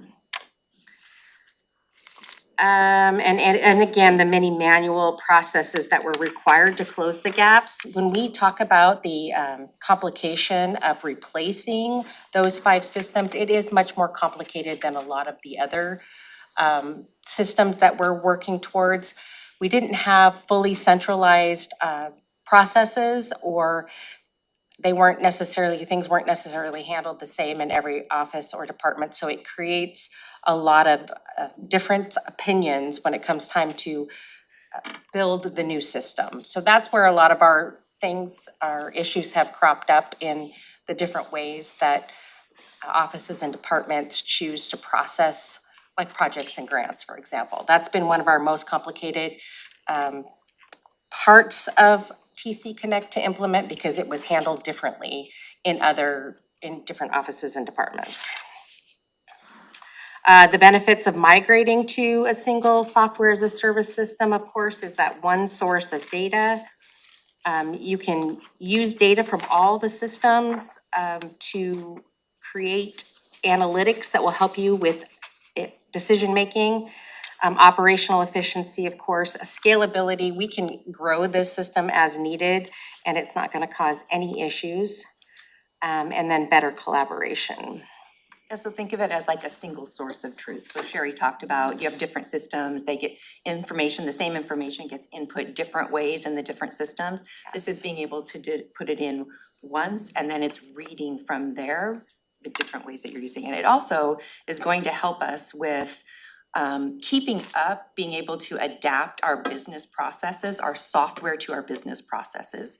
In fact, this system will drive that. So Sherry talked about, we had systems that sat on a shelf and the county chose for various reasons to not maybe do the next upgrade. And so the further we went behind in not upgrading, the more challenges that took place when we did finally want to upgrade.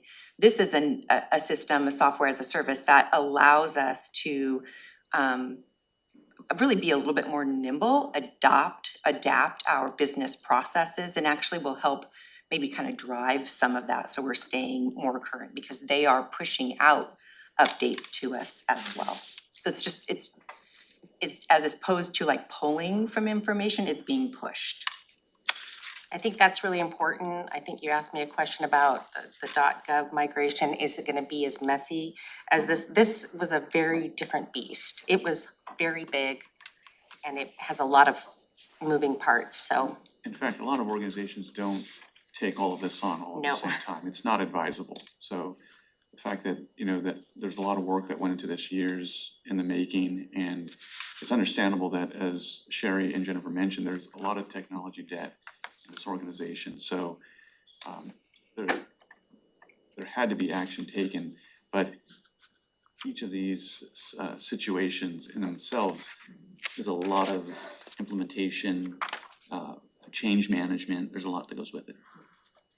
No commissioner that's currently on the board was here when the decision was made to make this decision was made, just for the record. Had to do it all at once, yeah. Or to even do it at all. I mean, it was all like teed up when I got on the board. And so, I mean, it was already a done deal. I've never had a situation where like it was, so that goes into the history. Yes, yes. And it also, it's kind of comical to me, cause it's been a real friction point in the organization, and none of the board members here really. I wasn't here either I when mean, that happened. I refuse to take any blame because I had nothing to do with it. It needed to be done. It did. The how, can be talked about, but it did need to be Yeah. done. The what and the how, that's different. And I think that, in hearing from other jurisdictions that have upgraded their financial management system. And more.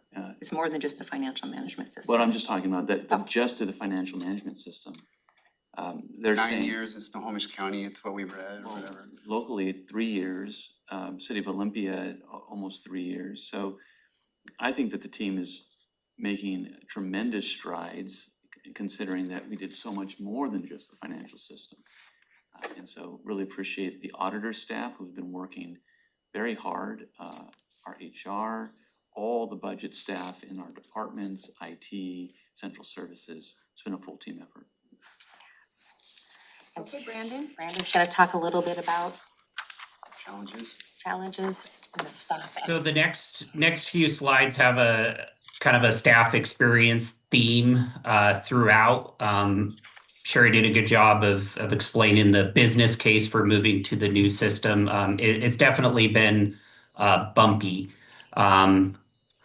This, in many ways, wasn't an ideal situation where things were stable on day one. Instead, we were operating in a live production environment that still required significant testing and refinement.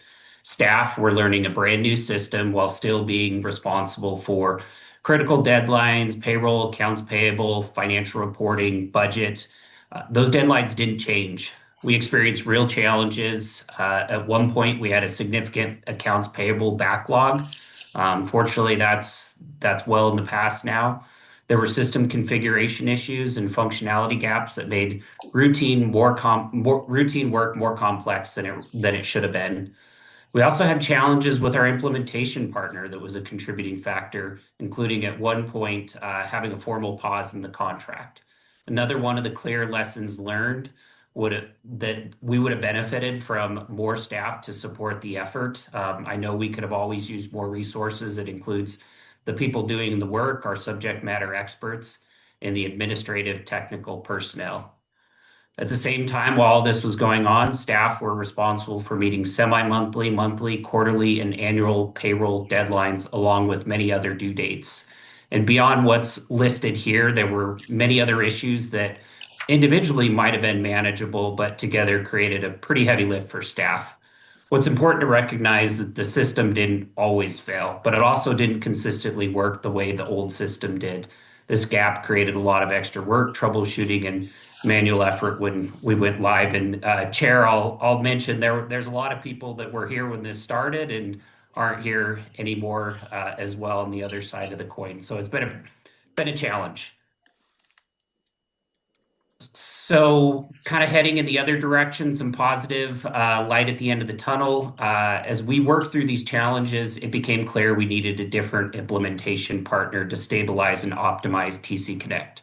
In spring 2025, we engaged Baker Tilly as our new implementation partner. The work we've been doing with Baker Tilly has been productive, but it's also required a significant level of staff expertise and effort. Our staff effectively became active system testers, or if you ask them, they would say they continued to be active system testers.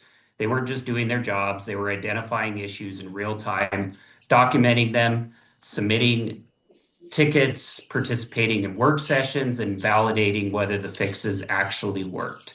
This requires deep subject matter expertise, and it takes time and is taking time away from their regular responsibilities. The partnership with Baker Tilly has been critical. It's been a combined effort between us and our new implementation partner. The progress we made reflects both the support from Baker Tilly and the ongoing hands-on work from staff across the county. These staff certainly do not get enough credit for all their efforts.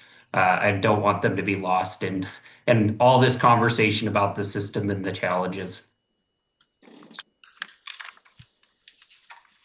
So this slide talked about staff effort. This slide really quantifies what this staff effort has looked like. As part of this project, we maintained a list of identified system issues. This log helps us to ensure that we document, prioritize, and mark complete when an issue is resolved. Since beginning work with Baker Tilly, we've resolved 115 issues with 108 still outstanding. I do want to note that this slide is a little bit dated. It reflects 223 issues, if my math is correct there. However, this number keeps growing. Yesterday, I heard from one of our Baker Tilly project managers that our log is now up to 267. But the numbers don't capture the full story. Each one of these issues represents time spent identifying the problem, documenting it clearly, working through it with the implementation partner, and then testing the solution to actually make sure it fixes the problem and works in production. I would compare this process to beta testing, where a system is used while issues are identified and addressed. However, unlike a typical test environment, this work is taking place in a live system with real financial and operational consequences. To illustrate, one of the 118 issues identified and resolved with partnership with Baker Tilly involved the PPM module. As Sherry noted, one of our most complex modules in the system. We use this for projects and grants. Last fall, during a monthly close, the system was unable to process entries totaling thousands of lines, In this case, Baker Tilly wasn't able to resolve the issue because it was a system level system level limitation that had to be escalated to Oracle. While the issue was ultimately resolved, it took several months and required significant effort from both staff and our implementation partner. Many of these issues were smaller but still impactful. When you layer them together, the cumulative impact has been significant. What this slide really shows is both the scale of the challenge and the level of effort the staff have put in to make the system work. As we move off this slide, it's important to note that each of these improvements constitute a better system for our staff. It shows progress. We're moving in the right direction. It's been a heavy lift and there's a lot more work to do, but we're heading in the right direction.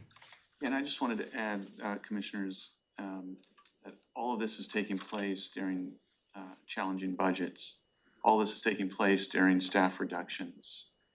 And so when we started this project, we had a certain level of staff, and now as we find ourselves working through the project, we have less staff. So there does need to be a lot of acknowledgement to the hard work that staff are doing day in and day out, but also acknowledgement that the auditor and our budget team, they have statutory requirements to get things done and move things forward. And they're pushing hard and working on those deadlines and making sure that the county is fulfilling its obligation. So it's hard to express in words the thanks, but I echo Brandon's sentiment that we don't want staff to get lost in how big of a accomplishment it is and what they're able to achieve.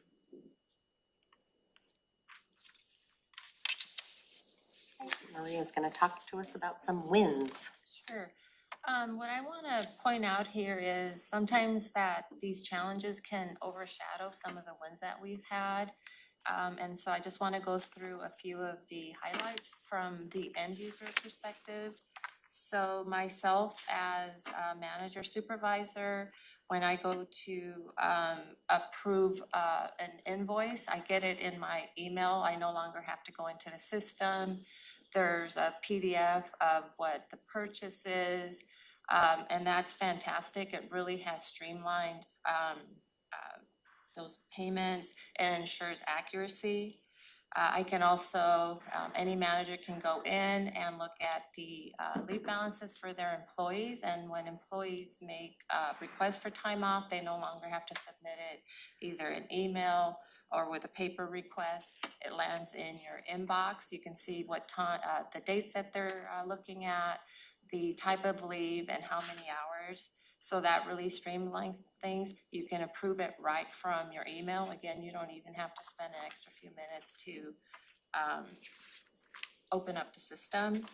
The other feedback that is great for our employees is if they have changes that they want to make, for instance, add a spouse or remove an adult child from their benefits, they no longer have to fill out the forms. They can go into the system and make those updates. Then that generates an email to our benefit staff. They can verify things. So that's really streamlined and given our employees a lot more autonomy.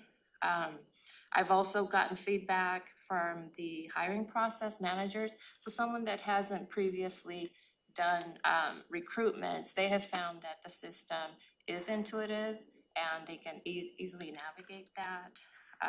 There's some things in here on the financials, and I don't know if Brandon wants to talk a little bit about credit card transactions or expenditure reimbursements.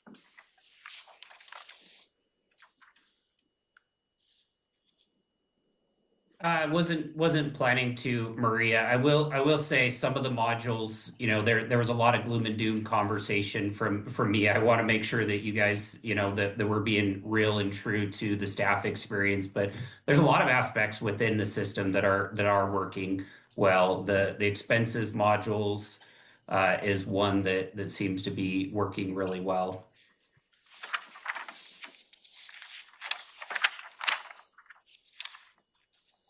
Okay, so I touched briefly on this example about the updating the benefits information. In the past, the employee had to contact HR. We would send them the paperwork. They'd have to fill it out. Then they would send it back and then HR would have to enter it. now is just a simple click, finding the correct tile, logging in, updating your information. I recently changed my deferred comp, and it just was a matter of minutes, and it took effect immediately.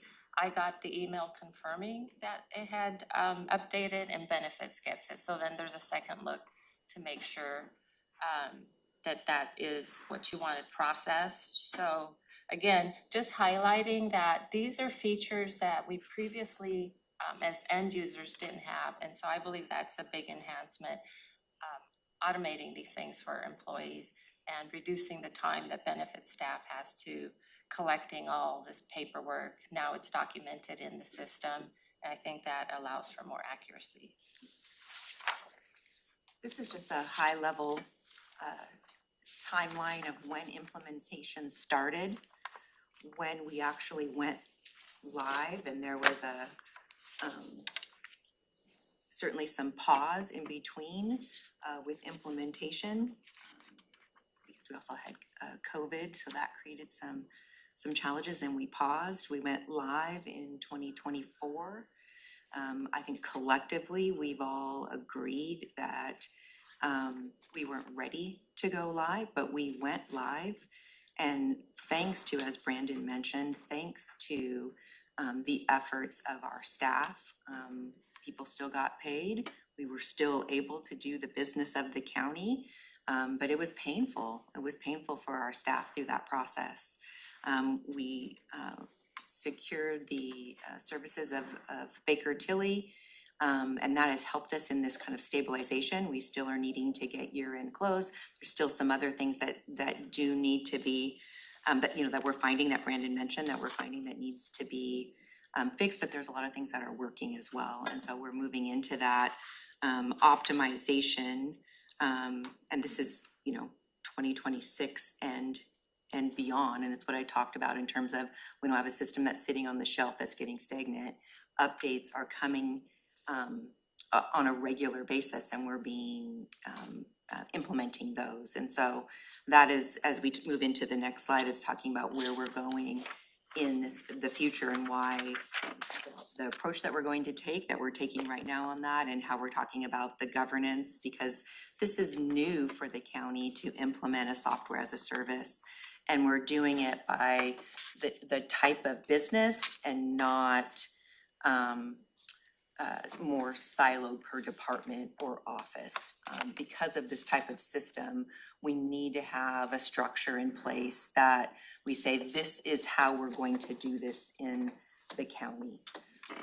And so getting to that takes some time. Yeah, that is a huge It's paradigm significant. shift.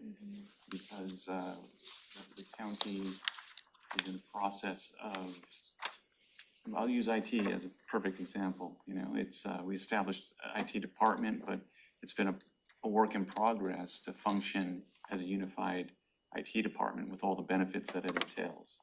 There's a lot of growing pains that are associated with that, and there's a lot of folks that feel a loss of a level of autonomy.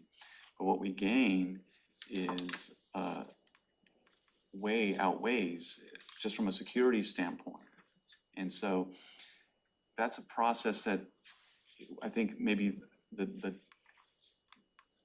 pandemic created a bit of a gap, but there's a lot of organizational process management that has to take place when you're shifting folks from one system to the next, when there is a unified approach. When there's not a unified approach, it just compounds it even more.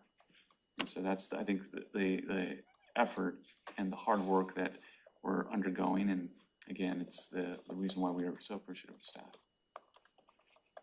Brandon, you want to take this last slide? Yeah, this is this is the plan. So we've got a solution. We've got some tools in our tool belt to make this system work better for staff at the county. Talked about system governance, making sure we have clearly documented roles, responsibilities, and decision-making process, including establishing formal change management procedures and a disciplined approach to ongoing system updates and releases. Business process redesign here is the second one. Baker Tilly refers to this as business process reengineering. Through this work, we will map each process, identify issues, and develop solutions. Our initial workflows that we plan to do are EPM and cash management. One key benefit of this approach compared to addressing issues individually is it allows us to walk through the entire process with our partner and subject matter experts and systematically identify what isn't working and design more effective and end-to-end solutions. And EPM is budget.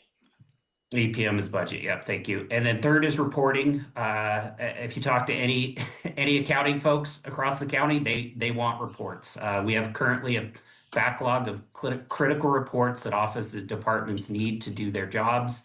In addition to developing those reports, we also need to build internal capacity so staff can confidently access and use data from the system. We've got all this data in the system, we got to get it out. And we're starting with priority reports such as a flexible period report and the labor distribution report. Hopefully that's music to the ears of any of our accounting partners listening to this call. And finally, we'll continue targeted improvement efforts, what we're calling sprints, where we continue working with Baker Tilly on resolving critical issues. These are a backlog of items that are simultaneously growing and also being resolved. Overall, this next phase is about moving from reactive problem solving to a more structured, sustainable approach to managing and improving the system. And with that, I think we've got last slide.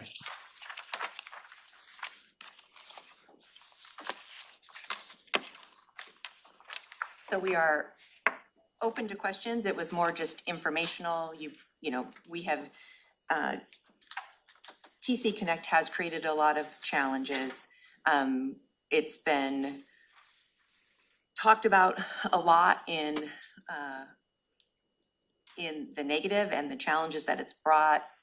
It's also provided some opportunities for us. And so I think collectively, we feel like we are turning a corner. There's still work to do, but we wanted to be able to provide the board an update on where we are as an executive sponsor committee. We also have deputy sponsors, which I definitely want to mention. Jennifer Smith, Melissa Hutchins, Tara Wickline, and Rose Vandershagen.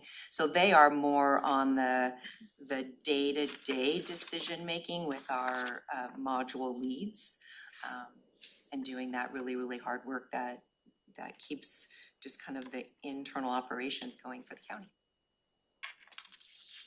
Don't forget Sekou, our new systems manager.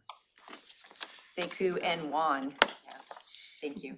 Sekou and Juan, all right. Any questions for the team? Yeah, thank you. I have two questions. The first one's probably pretty easy. I've had one constituent reaching out to me asking what software we use for our budget management, and they were wondering if we use OpenGov, but is EPM what we use? Is that something different? Enterprise, it's EPM is the acronym for the Oracle solution, Enterprise Performance Management. Okay, so we don't use OpenGov.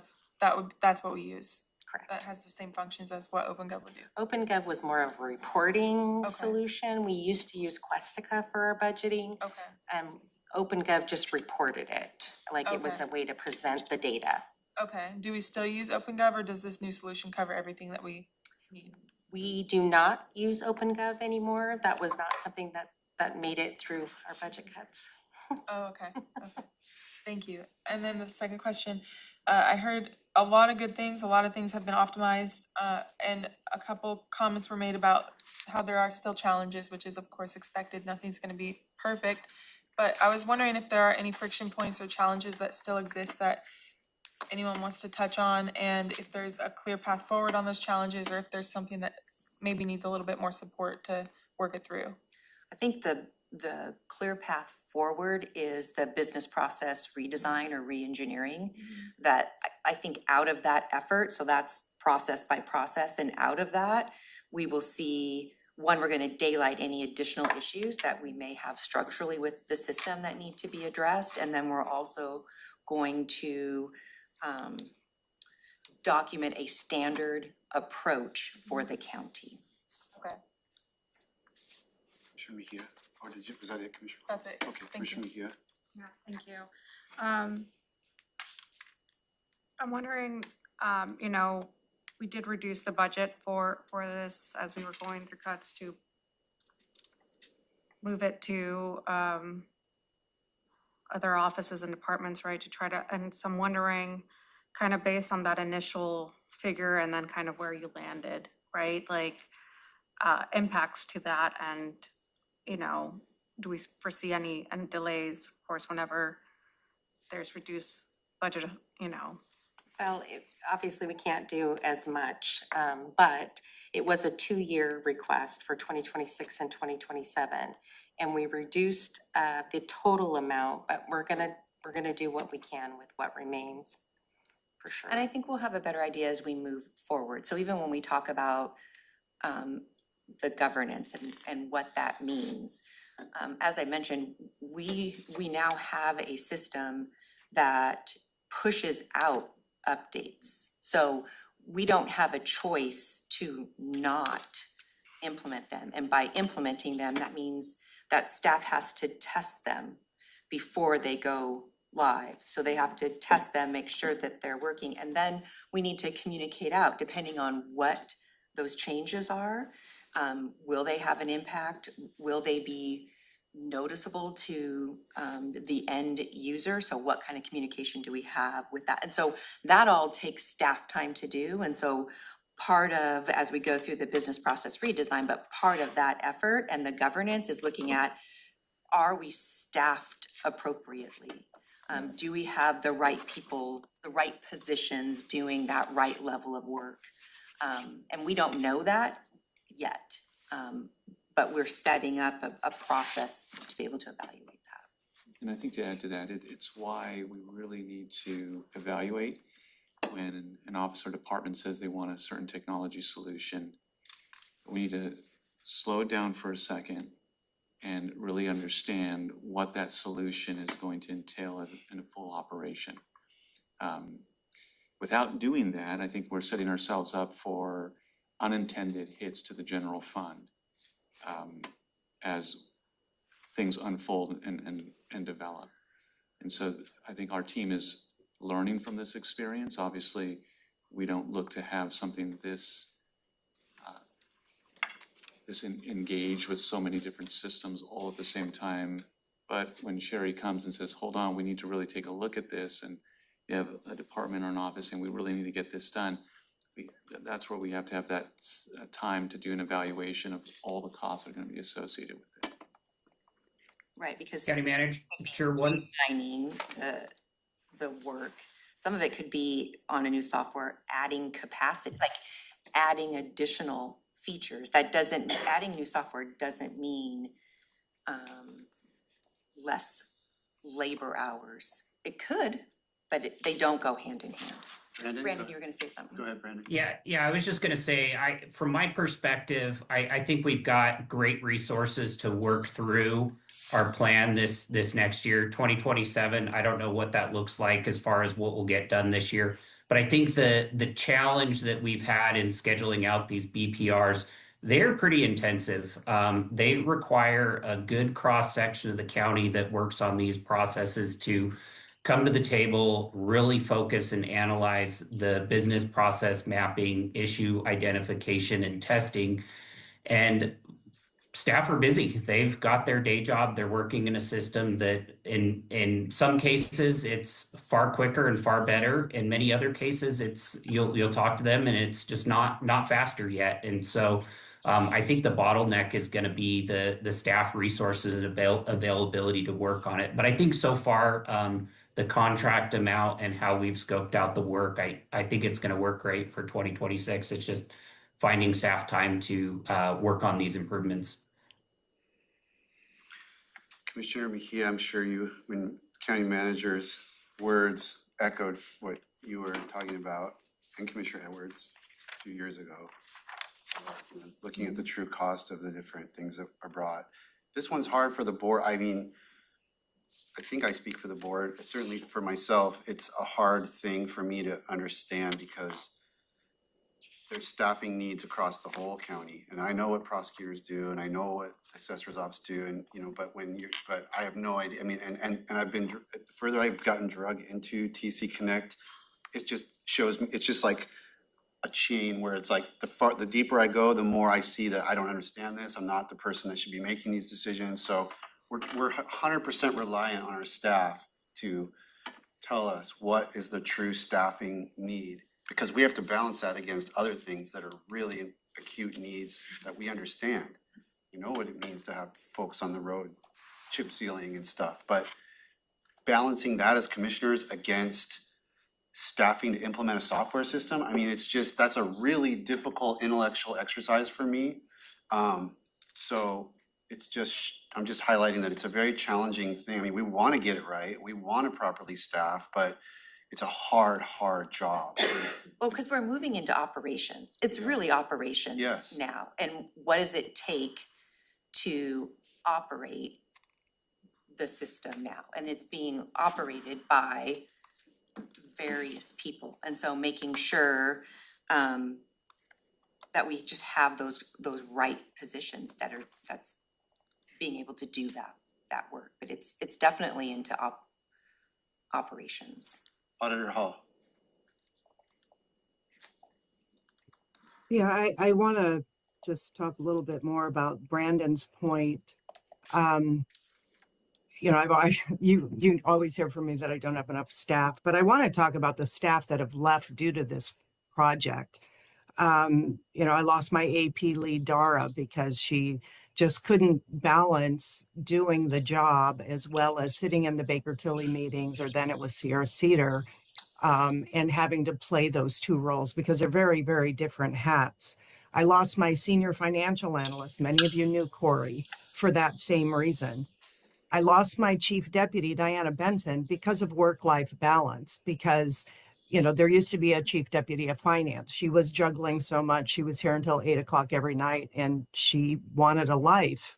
You know, Amy, my payroll manager, left and moved all the way across the country. And now just recently, as of Friday, you know, my new financial manager, Melissa, who is fantastic and amazing, is leaving for the same reason. She wants work-life balance. So I have concerns that we're losing a lot of institutional knowledge. And as Brandon mentioned earlier, we still have our recording requirements. We still have our auditing requirements. We're going to be audited by the state auditor here very soon. We have financial reports we need to get in. We start closing 2025 right now because we were, you know, just finished closing 2024. And I have some real concerns for my staff moving forward, that we are asking a lot of people. And I have a very committed staff and an incredible culture in my office, but we have to be really careful that we don't lose these resources. I mean, county finances is like the foundation. It's like the concrete of the county.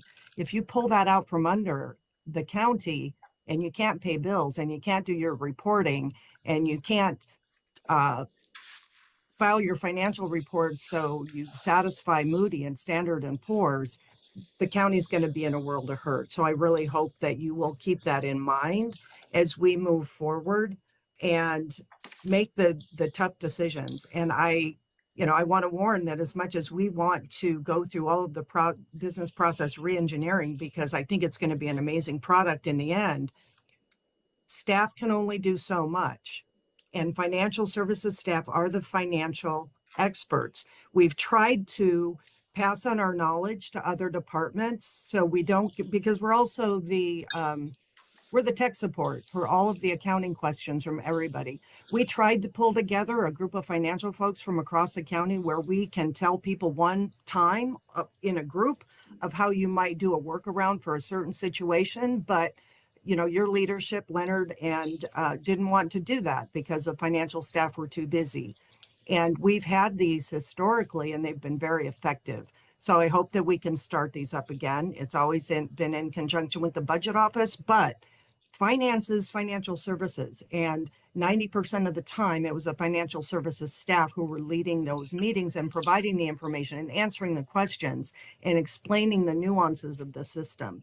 So I hope we can continue those because it really makes our life easier, and anything we can do to take pressure off of my staff is going to be really important moving forward, unless we want to have a skeleton in the financial services department.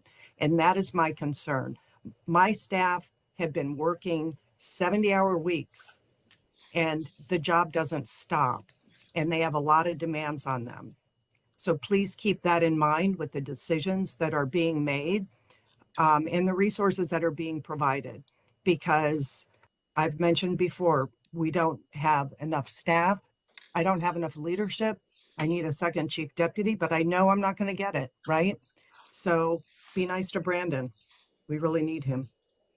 Yeah, I think, Mary, I would echo that the financial and budget staff throughout the county have put in far more than 40 hours a week. And part of the approach that we collectively have agreed to take with respect to the business process redesign is to find all of, like, get in line where we're all in agreement of how things are going to be done, and to find those areas that aren't working so that we don't continue on in another year and another year and another year. And so I think we've worked hard to try to adjust the schedules so that we're not double booking folks. But yeah, I mean, I don't think it can be said enough that the financial folks across the county have worked really, really hard and put in a lot of time these last few years. Okay, any other comments? Questions? Thank you. Thank you. Good update.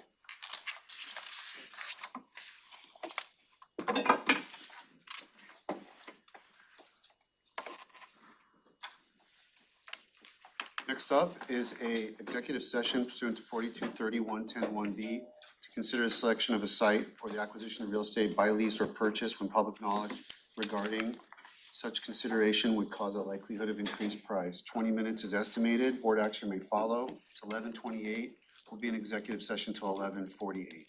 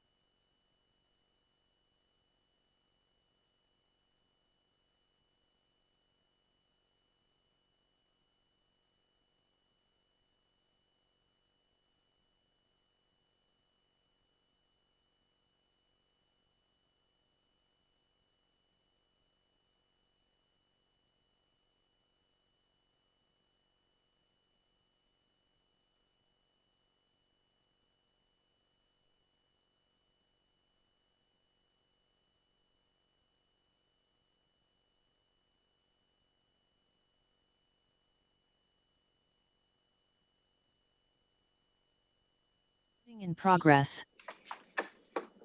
Okay, it's 11:49. We've completed our executive session and we're back to item 6 on the morning's agenda, which is commissioner reports on committees.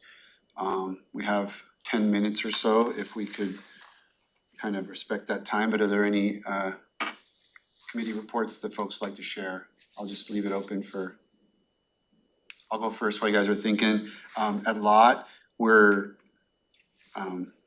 having like a half-day retreat and kind of going through some budget stuff, but one of the things that we're talking about is a very, very analogous thought process to what we did with our courthouse complex.